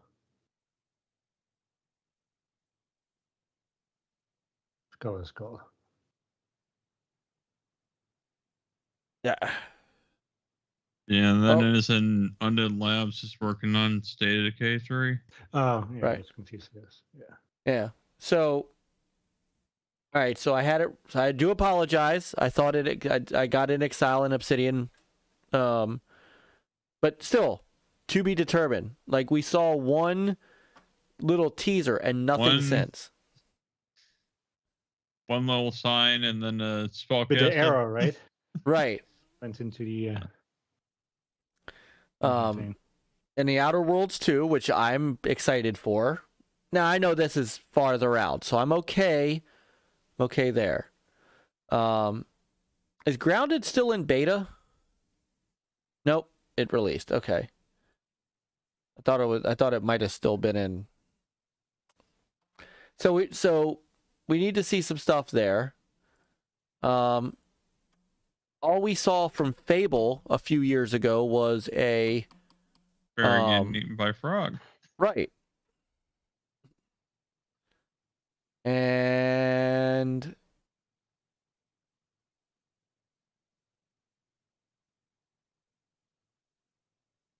I like their website. Yeah, posted September 30th, 2020. So it's been 2021. It's been over a year and a half, almost a year and a half. Announced in July 2020. So it'll almost be 2 years by that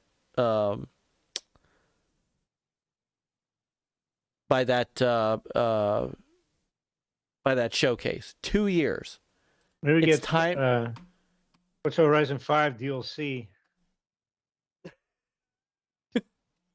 Will be the fairy. Yeah. Announced in July 2020. And I'm not even saying they have to do a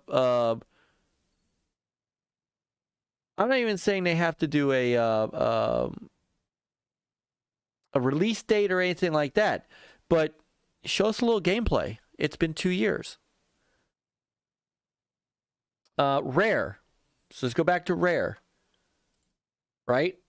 So don't get me wrong. Their Sea of Thieves stuff has been outstanding. But they announced Everwild in 2019. So it's been 2020, 2021, almost 20, so 3 years.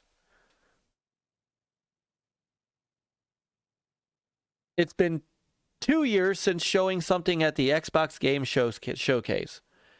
It's time to show something off. Turn 10, we talked about that with Forza Horizon. See if there's anything on, or not Forza Horizon, Forza Motorsport. Motorsport. Yeah, I don't know, Frankie. I don't know if they know.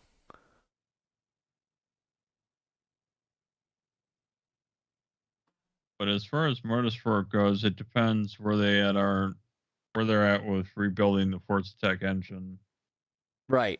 You would hope they'd have that done by now. Well, right now they've ceded that spotlight to Gran Turismo, which, has had its own issues, but is still the only. I mean, it's literally still the only circuit racer out there, and there's nothing on their site about the new Forza Horizon or Forza Motorsport. See, we got Horizon so much. I've got Horizon so much on the brain that Motorsport's like not even a blip. That's a great question. We'll get to the Bethesda stuff in a minute. Undead Labs. Here's another one. We saw a CGI teaser for State of Decay 3. It's not even listed on their site under games.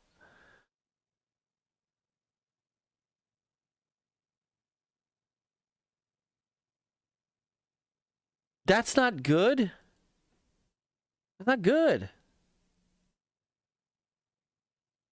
Let's go to Bethesda. So, Machine Games. Now, we know they're doing Indiana Jones, right? And how long ago was that they showed that off? And they only showed, like, the map. The hat and the whip. The hat and the whip. So, I mean, they don't even have a games listing. Oh, here, continue to the site. Yeah, there isn't even a list of games on here.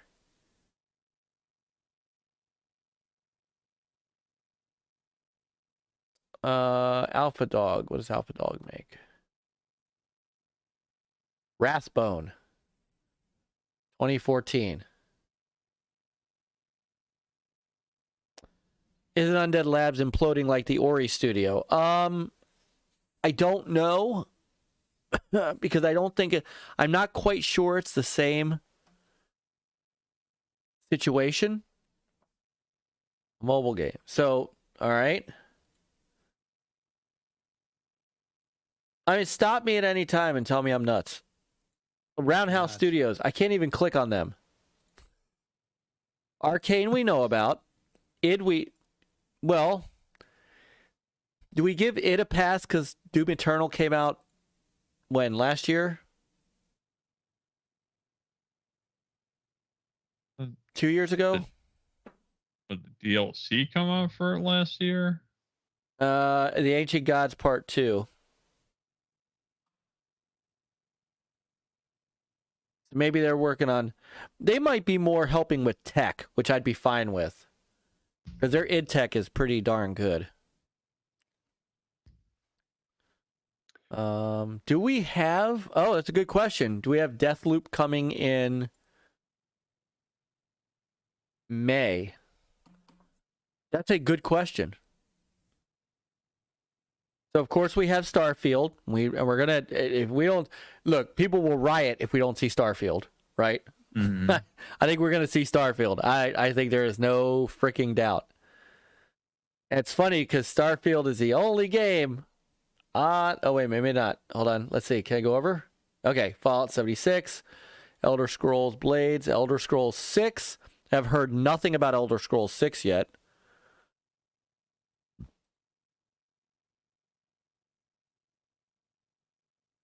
So I've said all this to basically say that before they start talking about acquiring other developers, publishers, I would like to see more from what's inside.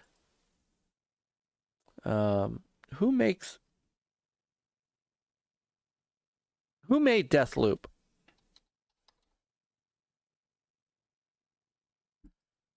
By Arcane. Okay, Deathloop was Arcane.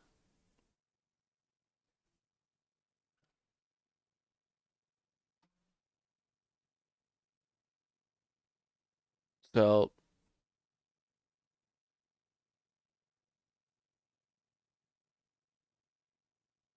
yeah, just recently the Bethesda actually put out the next year of what they're doing in Elder Scrolls Online.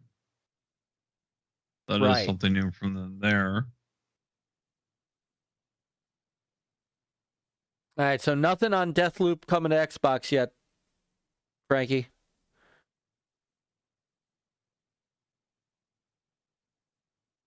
So,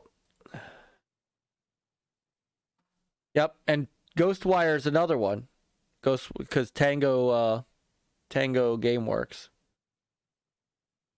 So Ghostwire is another. Ghostwire Tokyo is another one. But they just put that out, so I'm not too arsed about not seeing anything from them. But I feel like we need to see some things before they start reacquiring.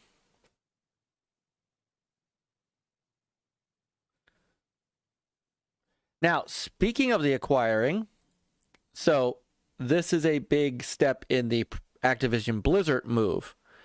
Activision Blizzard stockholders and pretty overwhelmingly approved the Microsoft transaction. So, in their special meeting of stockholders held earlier today, So, and that's today. More than 98% of the shares voted at the special meeting were voted in favor of the proposed transaction with Microsoft. So, and it's, let's be honest, this makes sense. Like, I know people, I know people are kind of focused on the 68 billion part. But the whole reason that Activision Blizzard doesn't have an issue with the sale is because they're getting $95 a share. That is, I think I had read, what was that, 30% above? Let's see, their current shares.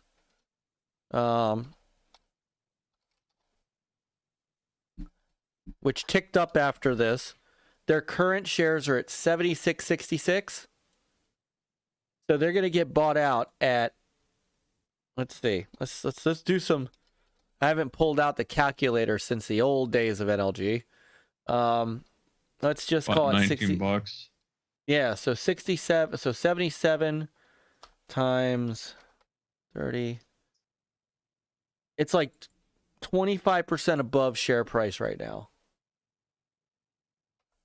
Yeah, it's about that. 22% Scepter says. Right. So the thing is, you can still get your hands on that. Yeah, I don't know if you can. Yeah, I don't know. Yeah. So if this goes through, you know, shareholders are going to make a lot of money. So of course they're gonna go for this. They're gonna make a ton of money off this.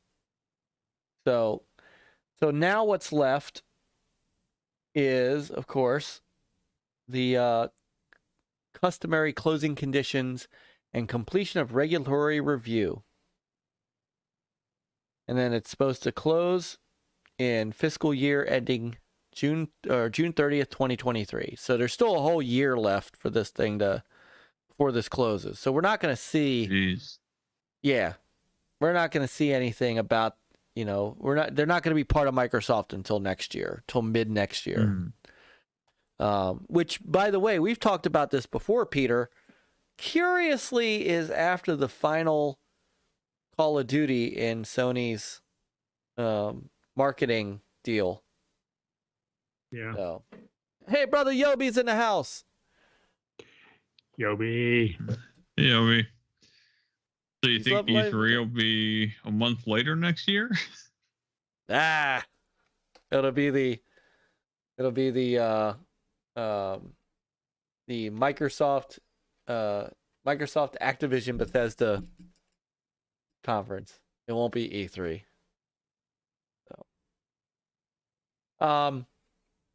So there has been some talk, and I'm not suggesting that one way or another, but there has been some talk that there could be some regulatory hashing out to be had. And of course, you know, you had two prominent U.S. senators that, you know, who, of course, you know, Senator Elizabeth Warren, who's like a big gamer, right? You know, she's always on Xbox Live. You know, you can play Halo with her. You show her like subscriptions, only $1 a month for your first month. Right.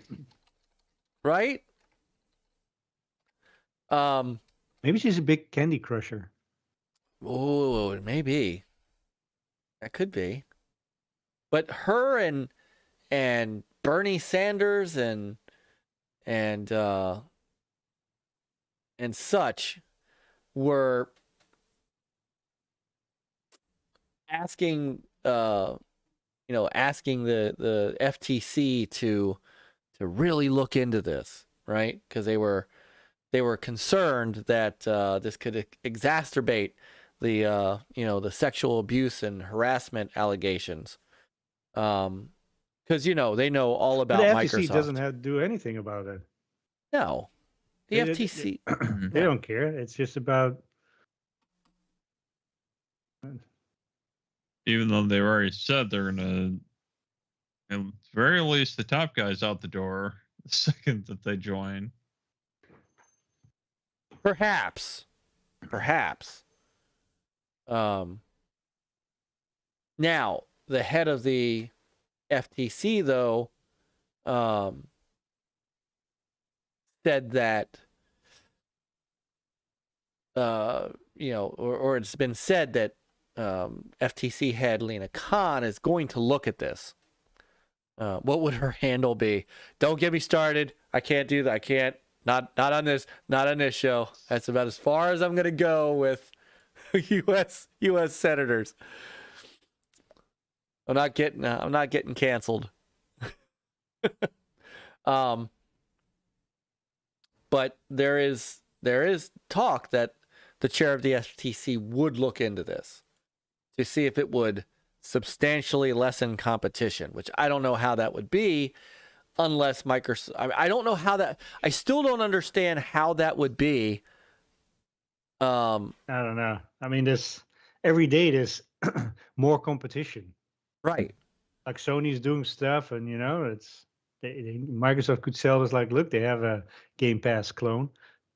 Right. Even though we know it's not really, but I mean, they have a selling point.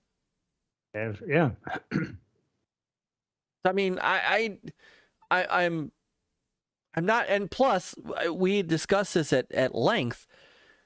This deal only makes them the third largest company. Yeah, that's it. So, I mean, Sony is still a larger company than Microsoft, even if Microsoft were to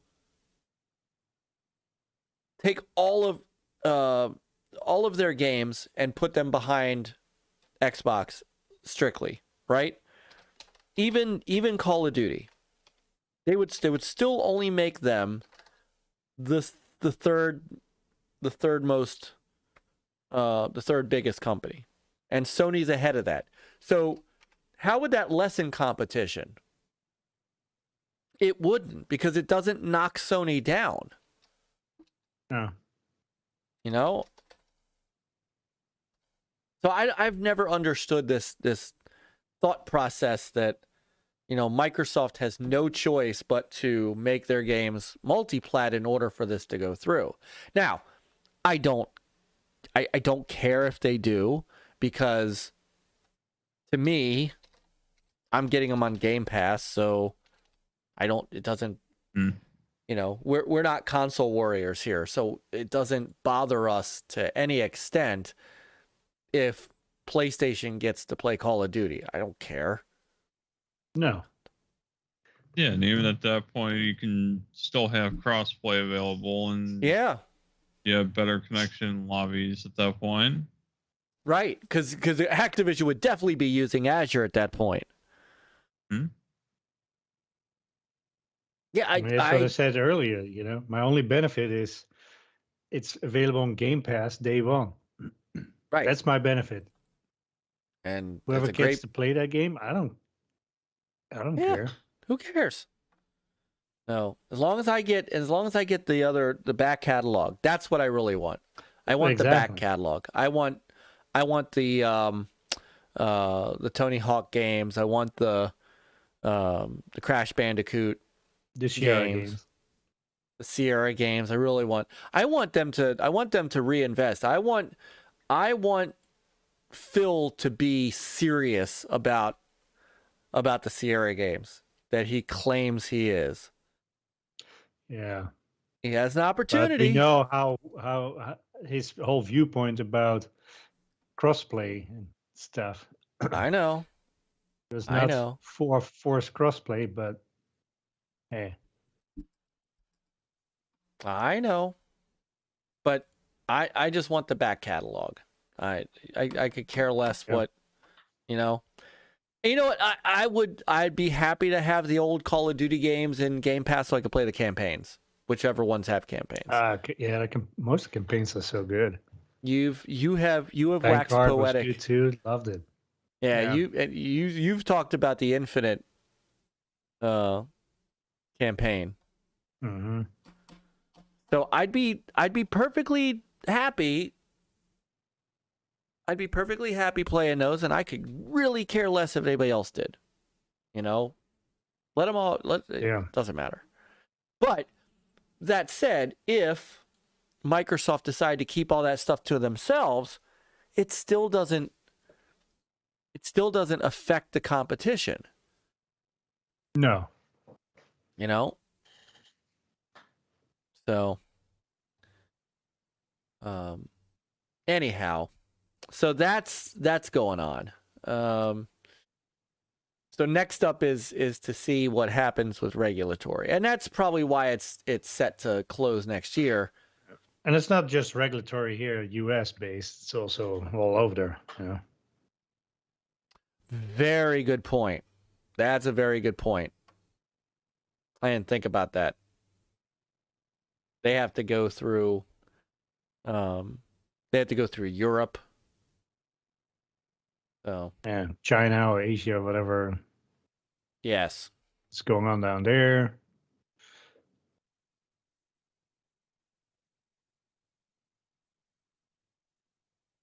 Wow, good point. So okay, moving on. PlayStation Plus getting some new games. Getting their May monthly games starting next week, and not a horrible, FIFA 22. That's a pretty good one. I'd say that's a because I don't even think FIFA 22's in the vault yet.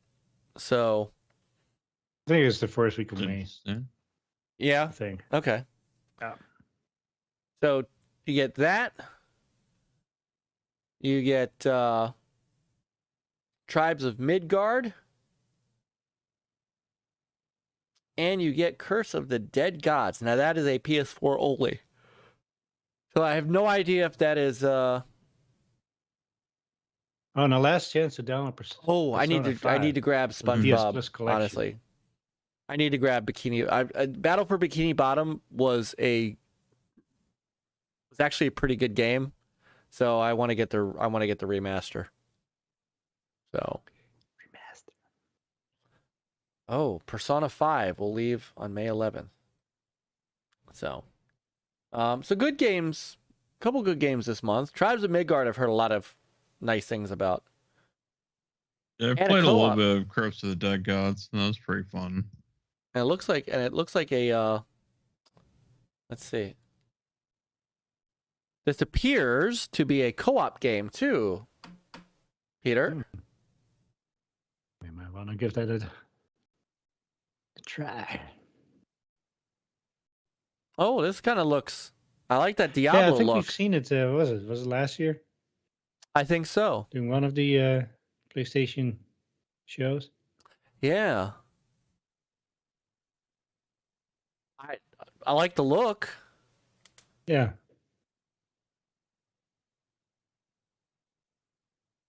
I like these kind of games. These the Ragnarok together. We gotta rock. Yeah. All right. So what's that, Barney? Yeah. So it sounds like you and I need to download this when it comes available for our PS Plus collection, and then do a little running of this. Yeah. In the meantime, I'll figure out a better way. So Sony, listen, if you're listening, you've got to fix your ability to. You've got to fix the way you do your. Now that. Oh, and it comes. Yeah, it's on PS5. You have to fix your inability for me to stream correctly and hear Peter. So the nice thing about streaming co-op Xbox games is that I can run the audio for our party chat through speakers as well as my headset. And what that does is that puts the audio through the AverMedia, my Live Gamer Ultra, which means people watching the stream can actually hear our party chat while we're playing. in order for me to attempt to do that with the PlayStation, I've got to do this convoluted thing where I plug a microphone in to the controller and clip it to my shirt, and I can't use headphones. I have to listen to the audio through my receiver, but I have to go through this crazy convoluted way to get the party chat audio up. So, hey, what's up, Zeo Blitz? Welcome. I have been through it, and you know what? What I might do is take a little time to try to figure it out, and I've looked it up. There's a couple ways you could do it with, like, so the problem with the Live Gamer Ultra is it doesn't have a headphone input.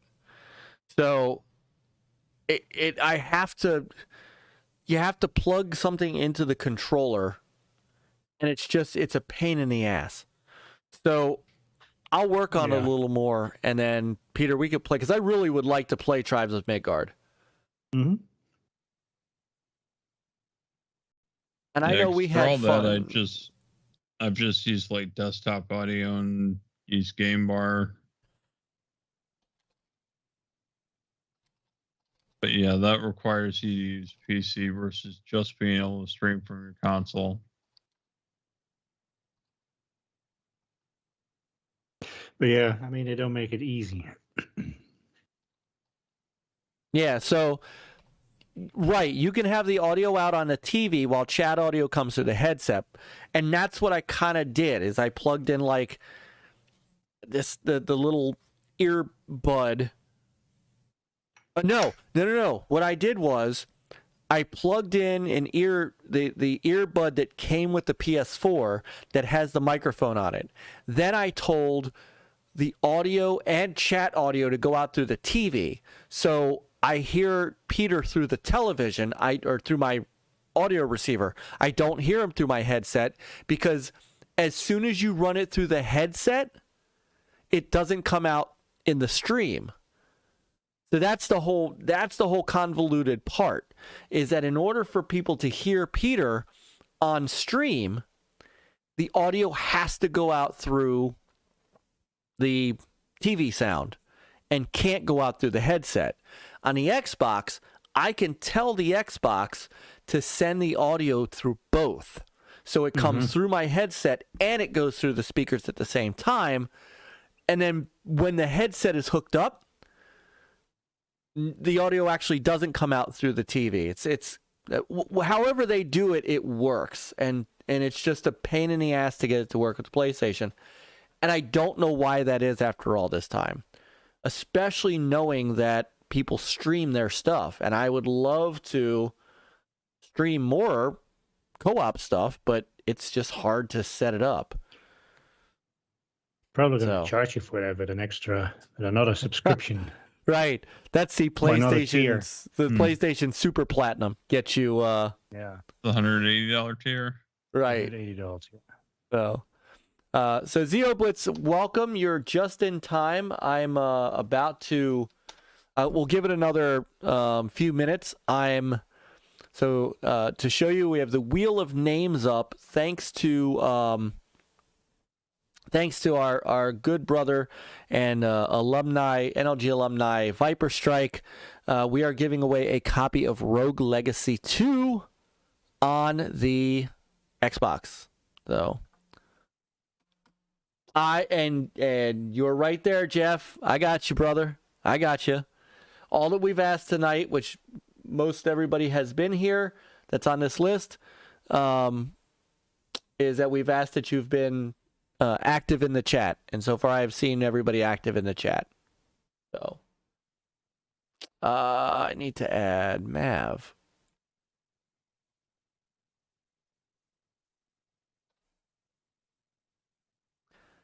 So, and what I'll do is, if you win, I'll just need your Twitter. If I don't already have it, I'm sure I do. So, no, and see, that's the thing. It's not. And Zeo, if you check out, and welcome, by the way. I wanted to to officially say welcome. Thank you for hanging out with us tonight. Welcome to our chat. Welcome to our show. You'll find it's a great place to hang out on a Thursday night. If you check out some of our NLG lives, you'll see that we have a different, we have overlays and stuff like that.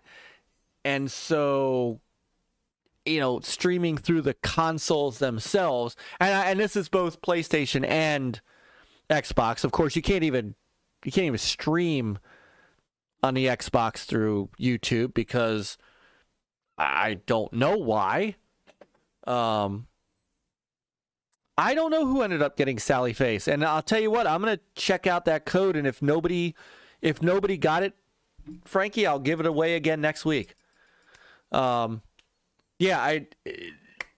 at least on the PlayStation you can stream to YouTube, but yeah, it's not as intuitive if you want to use, like Brother Back here with green screen and stuff like that.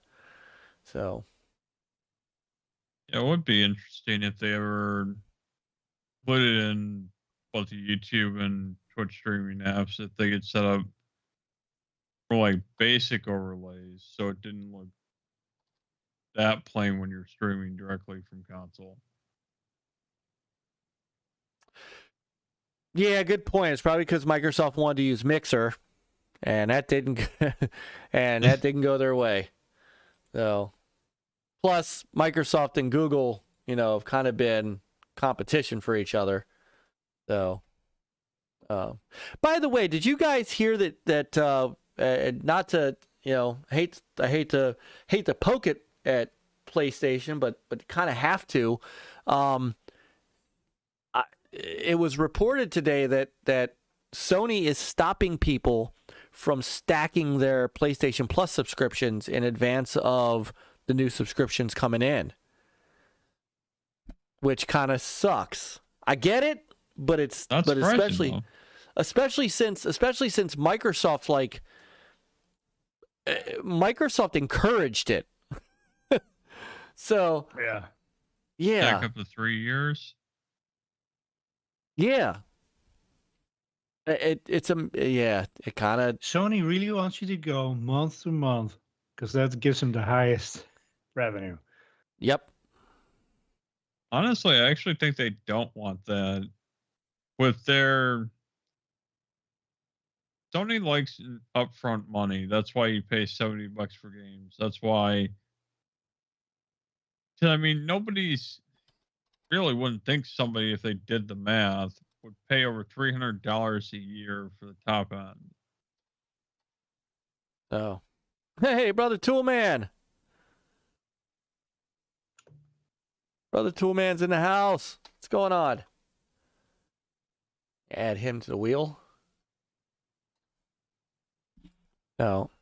Yeah, Sony removed digital game keys from retail so people could buy it from their store. That's also right. Remember they pulled digital keys from GameStop? Didn't they pull, and I might be wrong about this, but didn't they pull gift cards too? The story was updated confirming it was because they didn't want people stacking subs. I mean, come on. Come on. You don't want money?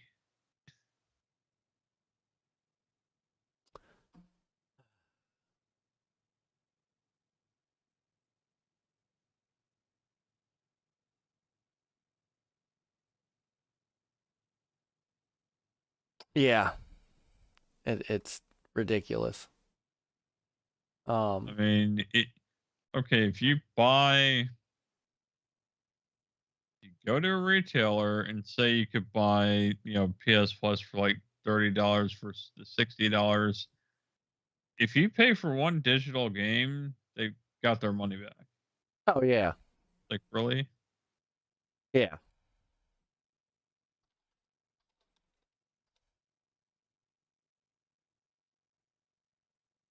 Oh man. Hold on, let me see. Am I? Ha! Oh, I got to show you guys this. So when we were in talking to in talking about the Activision Blizzard nonsense going on with the regulatory stuff. So Jason Schreier, you know, the local monger of garbage that now works at Bloomberg.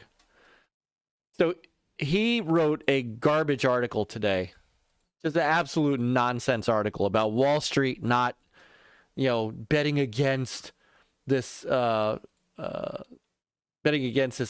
know, betting against this deal to go through, right? And so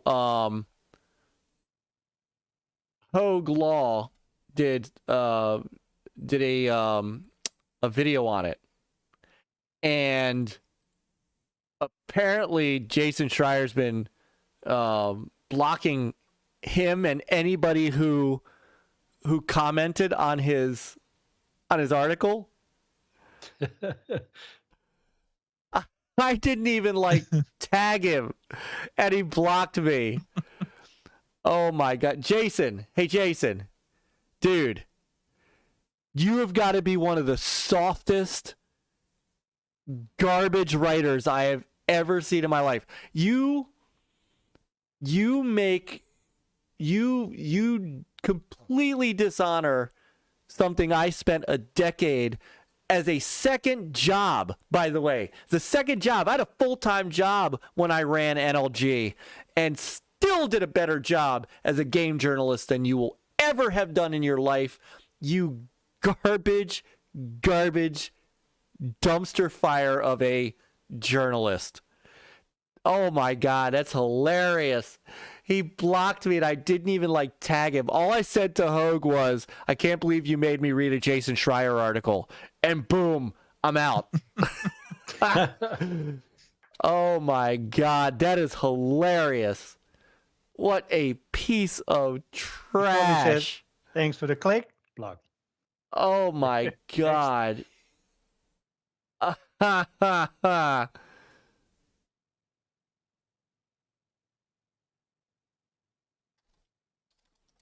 Oh my goodness.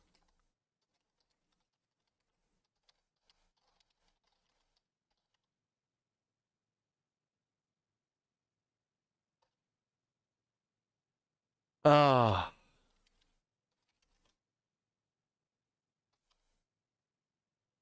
All right. That's hilarious. Would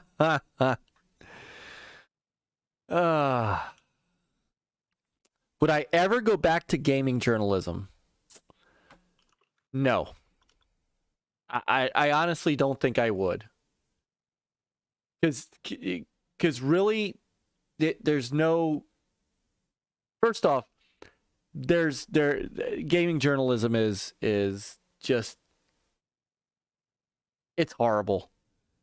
Horrible. I couldn't survive in it, right? And I don't think I could write. I don't think I could write in a way that people want. People want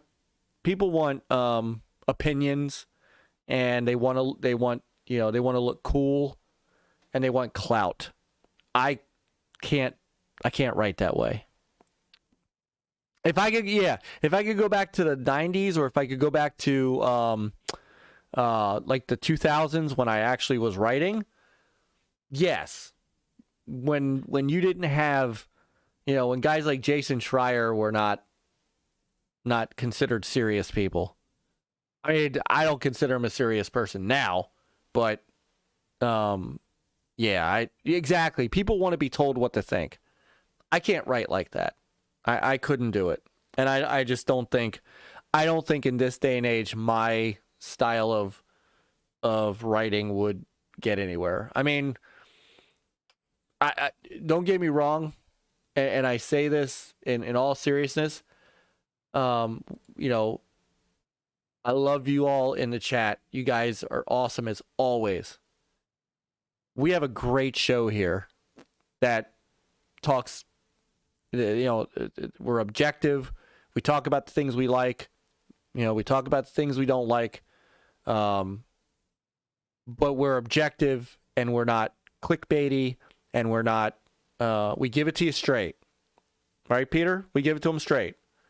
Mm-hmm. You do. No, and 14 people watching.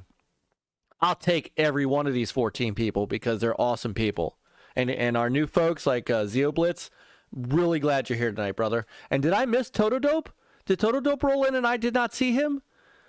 Because I see somebody saying hi to. Oh yeah, Totodope. I'm sorry, brother. How you doing tonight?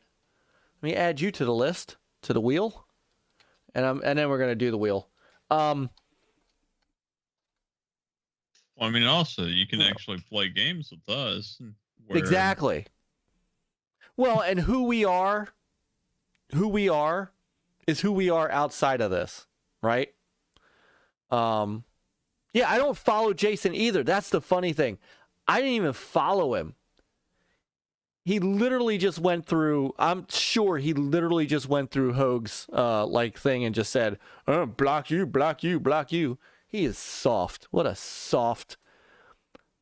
an absolute soft. He's the kind of guy that if you saw him at E3 and you walked up to him to just let him know what you think of him, that dude would run and duck into the women's room to get away from you. I'm telling you, he would do this and just hope that you didn't see him, so that you didn't have to listen to you. What a soft dumpster fire that man is. Have I mentioned I don't like Jason Schreier? I still do find it funny though, some of the conditions companies set though on how much you can play a game before you have to write an article. Because I remember hearing him in an interview once, he's like, oh yeah, I only played the game for 2 hours. I can't remember what game it was they wrote an article on. You get out of the tutorial in that 2 hours? It's like, how can you even experience the game that much? I know. I mean, even I didn't care for The Last of Us, and somebody asked me, well, how long did you play? 6 hours. I don't care for how the story is written and the pacing of it. And they're like, oh, you didn't play enough. No, I'm pretty sure 6 hours is good enough for me to tell if I like a game or not. I know. And I've had games I've played for 30 minutes and said, no, this one's not for me. That's the great thing about Game Pass. I don't have to worry about before when you spend, even back on GameCube, you spend $50 on a game. It's like, well, that wasn't the one I should have bought. That's what I love about Game Pass. You don't have to worry about that. No. Scepter was Dean Takahashi from where was he? I think he was he with VentureBeat at that time? Yeah, let me see where he was at the time. He was at VentureBeat at the time. So it was Dean Takahashi that was the guy who couldn't make it through the Cuphead tutorial. And you know what? Honestly, I don't have a problem with Dean. I met Dean back in the day. He's not a bad guy. I think it just, no,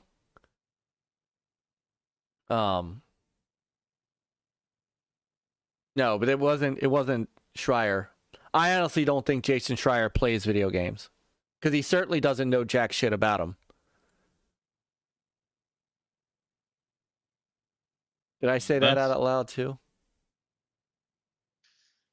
I mean, that's definitely one thing you can appreciate. At least I definitely appreciate about Phil Spencer, is I've got him on my friends list, so you can see, hey, what do you see what he's playing. You can see, when you listen to Tommy Tallarico or Herman Hulse, you can tell I'm assuming all the those guys are actual gamers. It's really hard to. I mean, you can be. Jim Ryan's got his own place where he knows finances better than anyone, but it's harder for someone like that to talk to us. Same thing with Mark Cerny. I mean, I need 3 cups of coffee just to get through his speech on all the tech behind the PS5. And that's not to say the guy's not brilliant. It's just like most of that's just right over my head. It's like, okay, you want to break that down to something that if you're gonna, tell gamers to show up and watch, that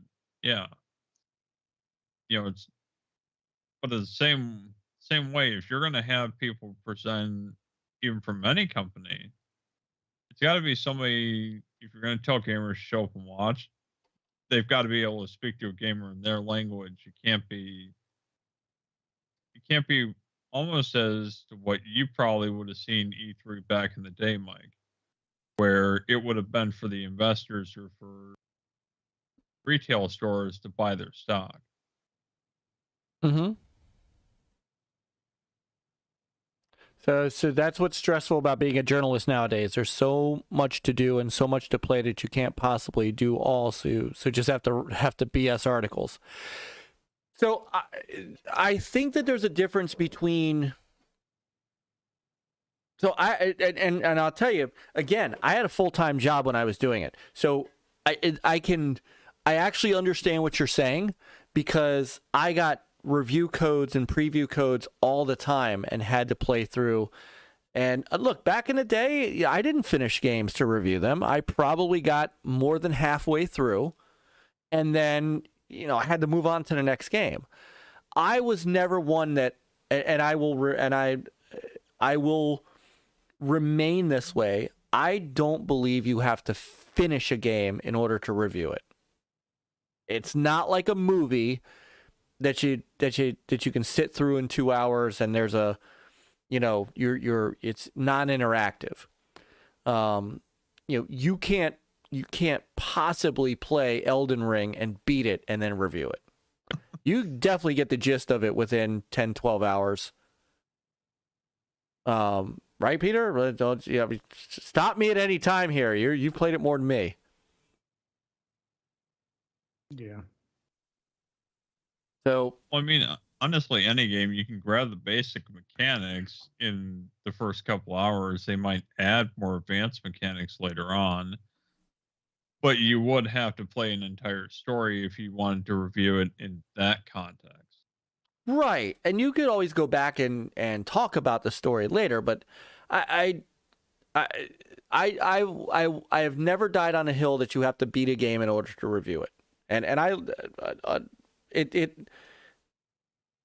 I can't say that I did that, and yet I still felt like I was able to do some, I was able to review things in a very objective way, but that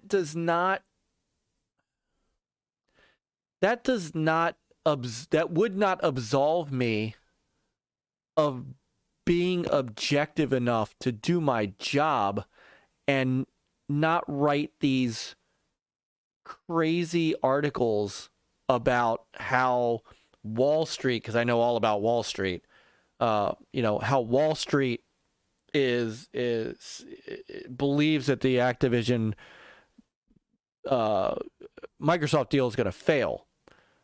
And here's how I knew this guy was. This is the best proof that that Jason Schreier is just outright stupid.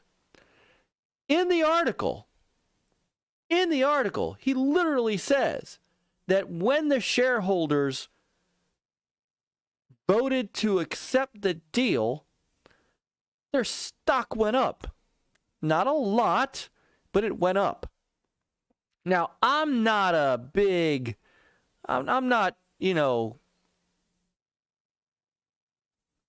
Dan Aykroyd and Eddie Murphy from Trading Places. But I'm smart enough to know that if Wall Street is concerned that this deal is going to fail in the Securities Commission or the FTC, that the stock wouldn't go up. Call me crazy. People wouldn't be buying in. Right. Call me crazy. So if I know this and I'm just, an average Joe dude, you'd think that a journalist who claims to know what he's talking about would. Yeah, Hogue, see, that's just it, Mav. Hogue put him in his place, and then he went and blocked him and everybody else, including me.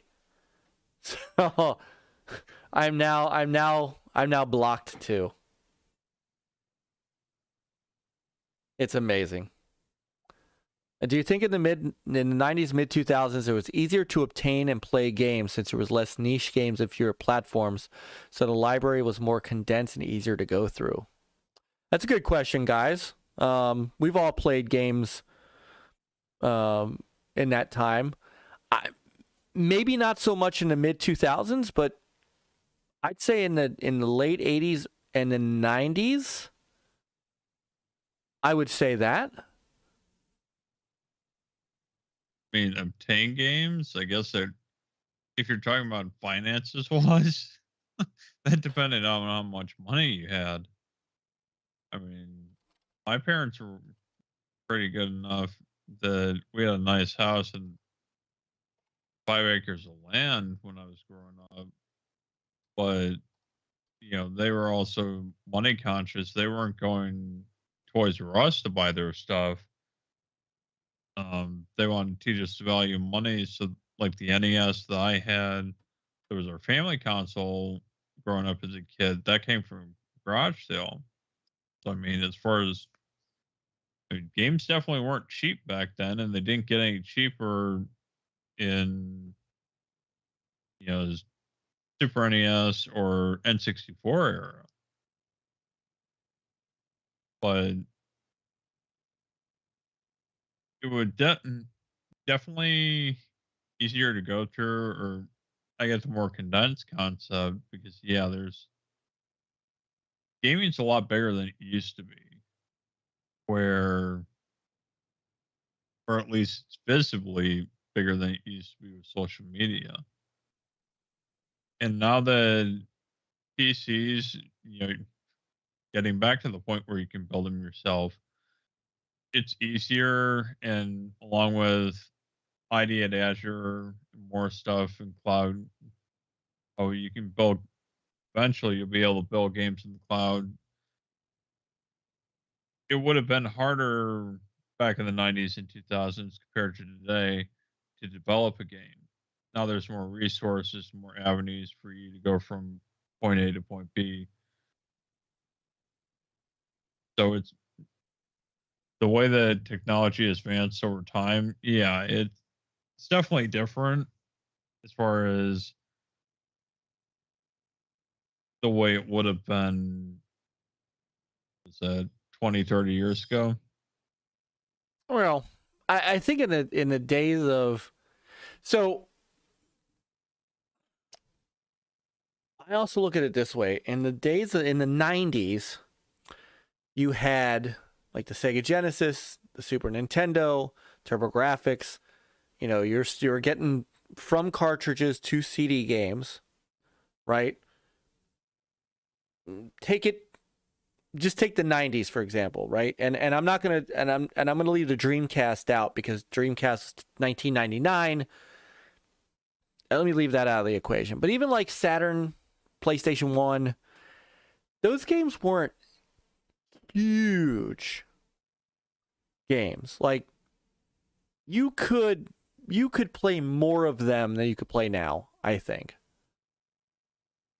No, absolutely. I mean, if you were good enough, you could have easily played through, say, Super Mario Bros. 3 multiple times in a day.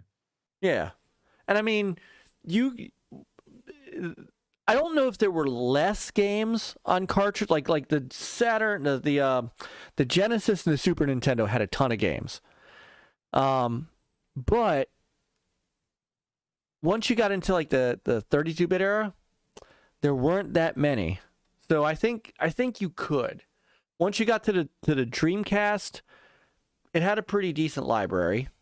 Yeah,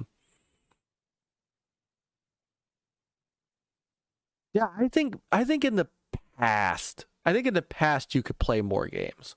It was maybe not easier to obtain because of digital is easier to obtain, but I think it was easier to play games back then. And don't forget too, games back in the mid 90s and even I would even say like the 80s and 90s. Atari, Intellivision, ColecoVision, even the Atari like 7200, 5200, 7800,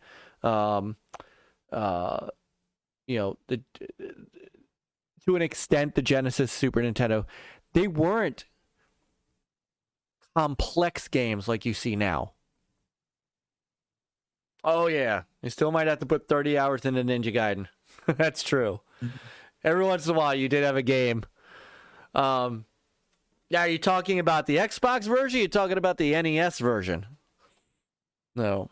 So I think it's easier to obtain games now, but harder to play them. Yeah, old school games were beatable. Modern games are service games. I can agree with a lot of that. Oh. Peter went to get something. Maybe.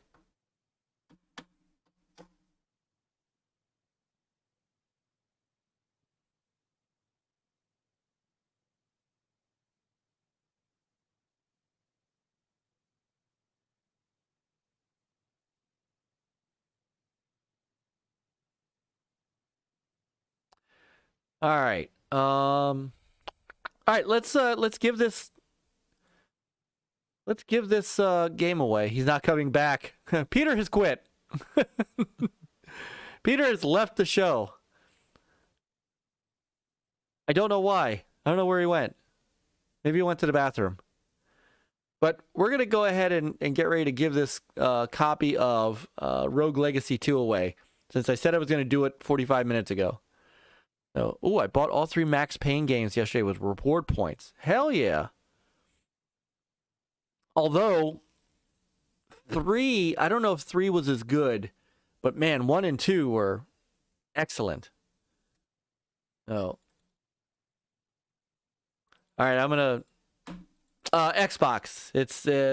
This is courtesy of Brother Viper Strike, who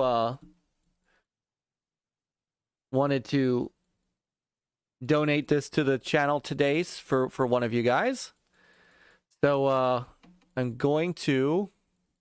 I kind of want to wait for Peter to get back because I don't want to spin it without him, but I don't know where he went. I don't think I've ever played any of the Max Payne games. Yeah, you've never... I'm sorry. Say that again?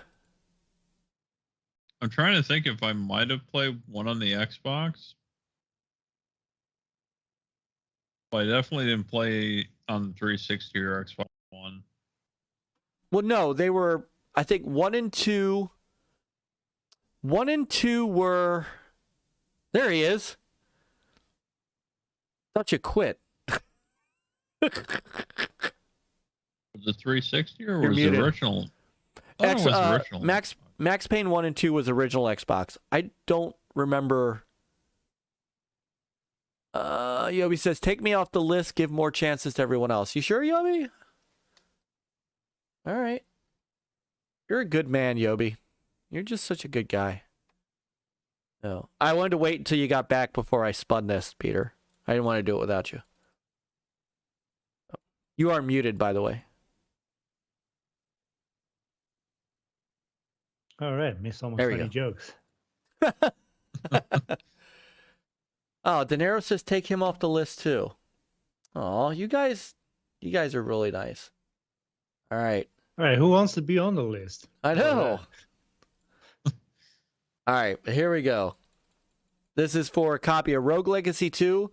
Whoever the winner is, if I don't have you on Twitter, I'm going to need your Twitter so that I can send you the code. So good luck, I have everyone. Max Payne on PC. I first played it I on bought PC. it on PC way back when. I first played it on PC, but I have it Got a on. cool mouse pad with it too, but that disintegrated over the years. Mav said, "I'll always take a free game." I'm sorry, I'm not a good person. I don't mean that. I don't mean it that way. You guys know that. Okay, here we go. Good luck, everyone. Let's see what we got. The winner is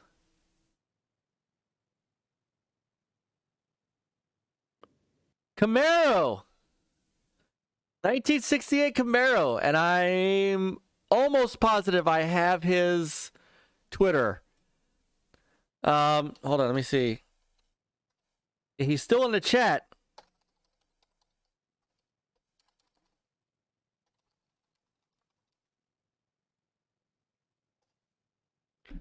I see him to DM me for the code. I know he's still in the chat, so hopefully he'll see that. Congratulations, Camaro. Oh, I appreciate once again, Frankie. Thank you so much for donating that. That is you're awesome.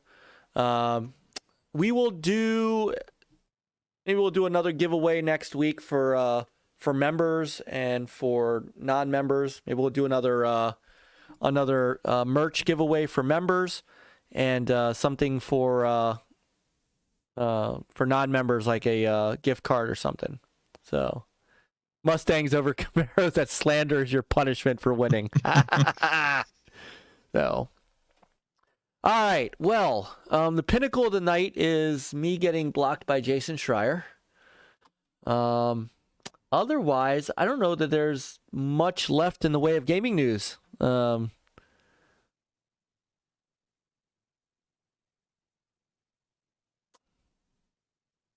Unless you wanted to talk a bit about the Square Enix stuff. Oh, thank you. Oh. And it's not just the Square Enix dev. This, I think half the community got blocked by Schreier tonight. So, all you have to do is say his name, Mavin. Yes, hold on. Let me bring it up. So, if you are any bit a Sega person, right?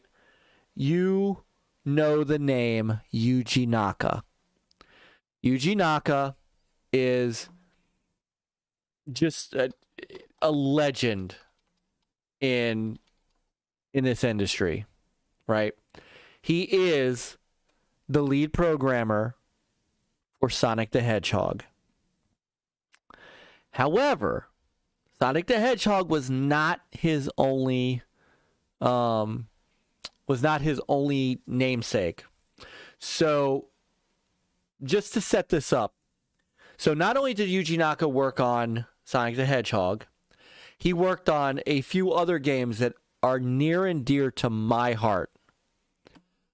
Nights into Dreams on the Saturn, which was remade a couple times. You can actually get it on the Xbox, PlayStation. You might be able to get it on the Switch. Burning Rangers, an incredible Saturn game that's actually never been remade for another system. Sonic Adventure, the original on the Dreamcast, and 3 of the Phantasy Star games. So he also did work he also opened up his own studio, but then he joined Square in 2018 and was working on a game called Balan Wonderland. And Balan Wonderland was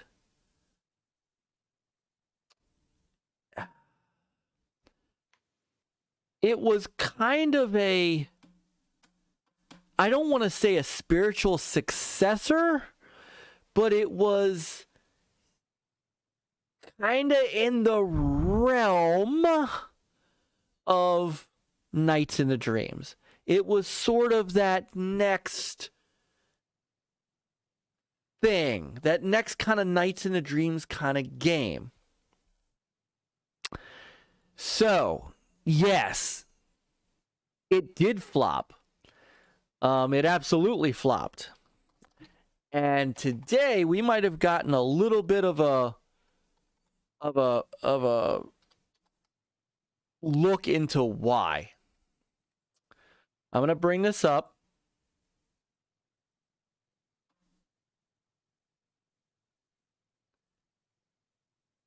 So, Yuji-san started tweeting today. And this made me sad. It made me sad to read. He sued Square Enix because, and he says, Square Enix that does not care about games and game fans is no good. So he was removed as the director of Balan Wonderland.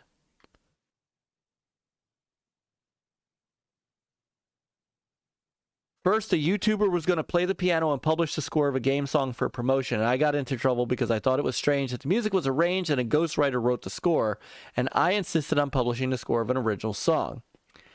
So, according to the court documents, what I said in response to Arz's submission of the game without fixing it, so apparently the game was broken, and he knew it, despite the fact that there were glitches in the development process, that my comments to make the game better are disrupting my relationship with Arzit. Another point is that Oshima wrote in an email to Fujimoto, I just gathered the staff together and informed them about the matter of shifting to trial version. This decision was made by producer Fujimoto. We will do our best for Mr. Fujimoto. The staff applauded and cheered. The staff who had tended to be down lately have been revitalized. Thank you very much. Our entire staff will do the best. But it doesn't matter because the schedule is decided by the producer, not me, and the producer decided that the schedule is tight. Something is not right. I still think it's not a good idea to release an original game, only to have the sheet music of the arranged music available to the world. I kind of understand that.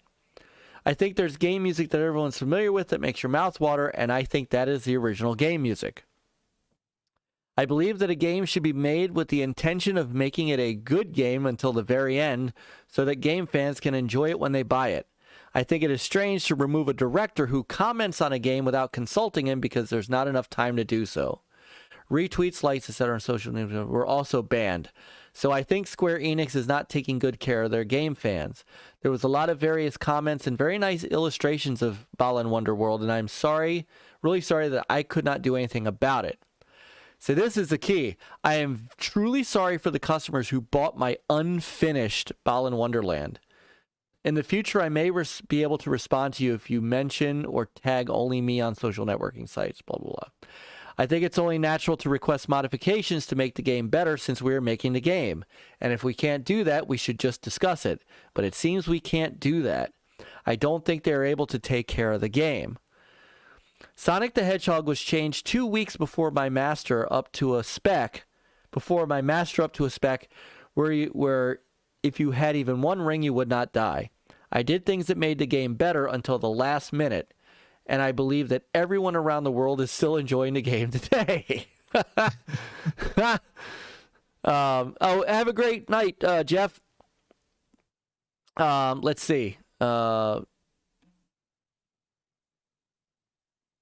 Game creators are supposed to improve the games till the very last minute, and to prevent them from doing so is still not right. I asked for a lawyer and tried to negotiate with them to at least submit comments until the end, but to no avail, so I filed a lawsuit in court. I believe that this case has a lot to do with the fact that Balan Wonderland is getting the results and recognition that you all know. It's really unfortunate that a work that I created from the beginning has such a result. It is a real shame that we release the unfinished work Balan Wonderland to the world. I wanted to release it to the world as an action game in a proper form considering various things. I think Square Enix and Arzist are companies that do not care about games and game fans.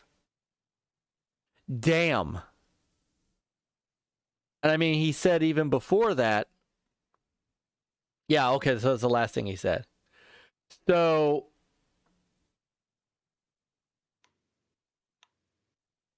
That So what? sucks. From what he's saying, they used like what, royalty-free music that anyone can grab?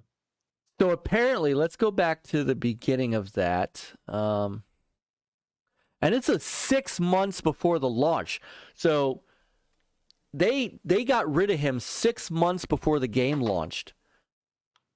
Oh, when they were just polishing the game at that? I mean, apparently not. Apparently, there's Yuji Naka said, "Hey, this game doesn't look that good," and they said, "Well, fine, you're fired." A YouTuber was going to play the piano and publish the score of a game song for a promotion. So they were going to get that game out. They were going to get the music out on YouTube for free before the game came out. That's what it sounds like. That's bizarre. Yeah, it's a shame. I wish he had gotten to finish it too, because I mean I'm gonna bring up I think I still have the one of the videos for it. When I heard it was Yuji Naka, I was like, oh, I'm so in. I mean, I remember there was that. Let's see if this is the video. I mean, Peter remembers that. I was all over this game. Mm-hmm. Because this was like, wow, this looks a lot like Knights. Have a great night, Brother De Niro. Love you, man. As always. I mean, this had the look. Because the best way to save the day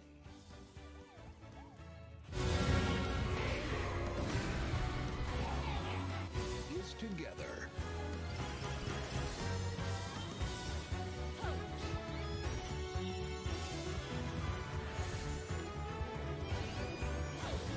Apparently, the game didn't come out like this. I mean, it's kind of got that same kind of wacky style as Psychonauts a little bit.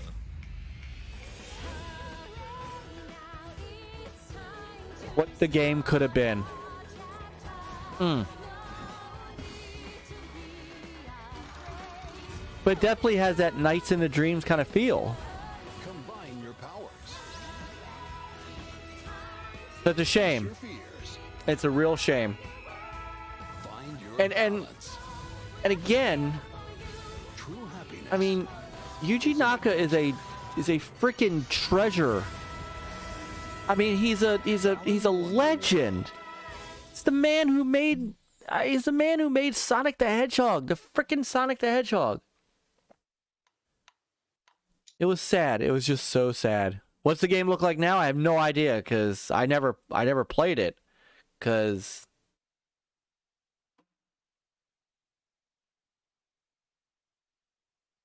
it got horrible reviews. I mean, horrible reviews. Destructoid, which usually gives decent scores, gave it a 5.5. Famitsu gave it a good score. GameSpot gave it a 5 out of 10. IGN a 4 out of 10. Nintendo World Report 3 out of 10. Push Square gave it a 3 out of 10.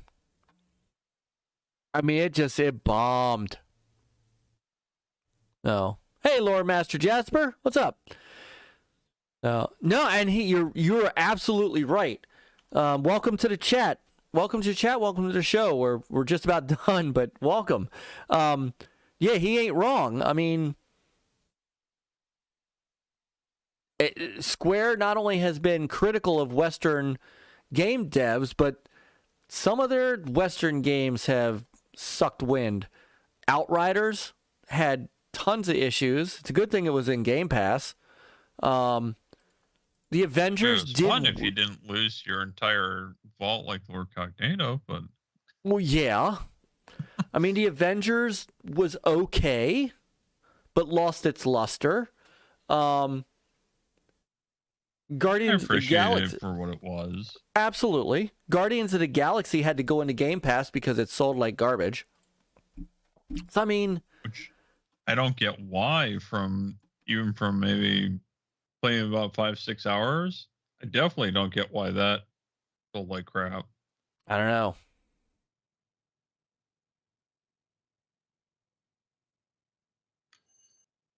Yeah, but you know what, Zio? Crowdfunding doesn't always work either. Remember Mighty Number 9?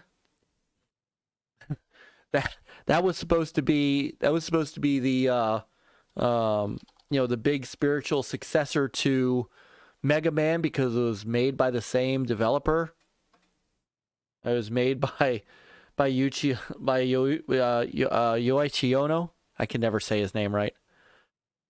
I mean, that was supposed to be, and that was crowdfunded, and that one, that was not well received either. So. Hey, Big Mad Mo, what's up? What's going on, brother? It's good to see you.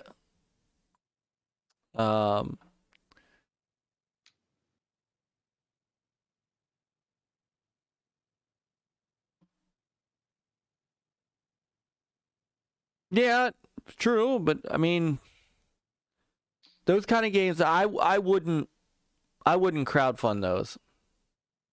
So that's all. Well, not to end on a downer note like that. But where did Peter go now? Camera is off. I don't know. Oh, Can't get it back on. oh, it says like he's gone. All I see is his background. He just turned into the letters. Yes, he I is. don't know where it is. He is now. He is literally in the game. Apparently. So, all right. Well, I did it again. I said, "Oh, this will be a short show," and 3 hours later. So, yeah. So I think I'm gonna call it. I think we've covered all the news that we missed over the last few weeks. So, anything left?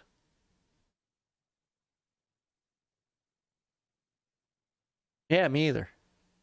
So, plus, got a long weekend ahead.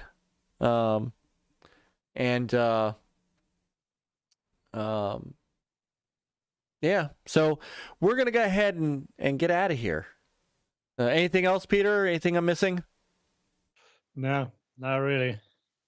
All right, we covered a lot of ground tonight. I mean, it just was all over the place, which, it's okay. Sometimes it has to be. So, but everybody who's in the chat, as always, thank you for hanging out with us. Thank you to our new folks, Zeo Blitz, looks like Lore Master Jasper, and of course the return of our brother Pete.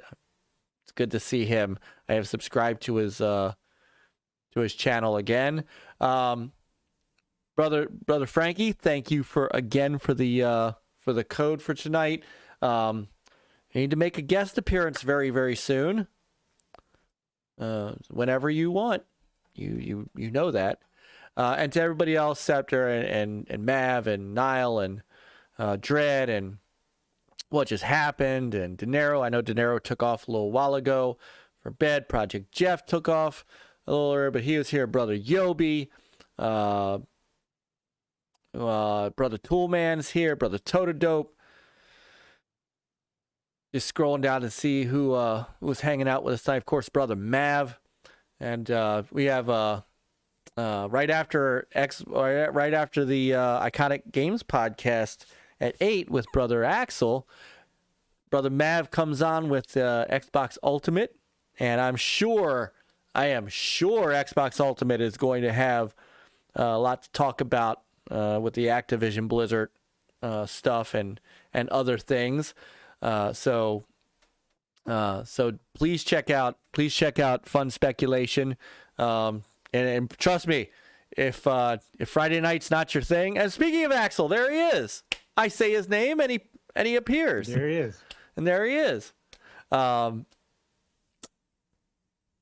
Yeah, tomorrow night gonna be lit. So definitely check out Fun Speculation. Check out Xbox Ultimate, and he's got 7 different shows he's got going on. So if Friday night's not your thing, Then you got the Fun Speculation Show. You've got Fun Pop, all kinds of good stuff. So you got Iconic Video Games Podcast at 8:00 with Axel, who just arrived. Axel and Doggy Dog 420 and Princess Zelda. And by the way, Axel, I need to get to permission. I'll get a permission slip. You need to let Princess Zelda off for a Thursday night so that she and Titan can come on the show. Titan said you're keeping her hostage on Thursday night so you guys can plan for Friday. I'm just saying, we need to get Princess Zelda on here. Does that make Axel Ganondorf? Right? So you got great gaming tomorrow night. We will not be on. Peter might do something, maybe Peter and Chris, but I'll be camping tomorrow night. One more week. So, and don't forget, again, we have all the Gamers United Guild channels down below. There's some awesome content from everybody. In fact, brother Nick just put out a great video.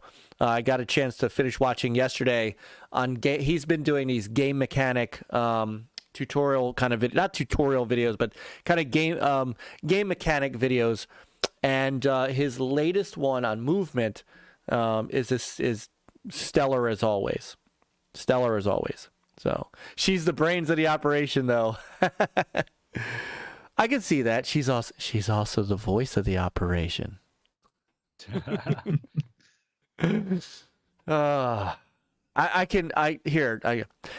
Axel, let me come on NLG one Thursday night. I promise I'll make it up to you. There you go. Did it fool you? Hello, Commander. Computer reporting.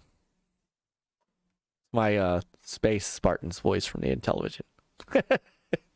That was still a fun night, Axel, when I came on and did the Saturn stuff and was doing her voice. That was still very, very fun. So thank you again.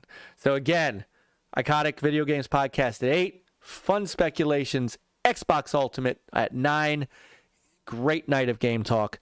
All the Gamers United Guild folks down below. Back, thank you, brother, for coming on and hanging out with us yet again. You know you're welcome anytime. Absolutely. Always fun to be on here. Oh. And Invisipeter? Yeah.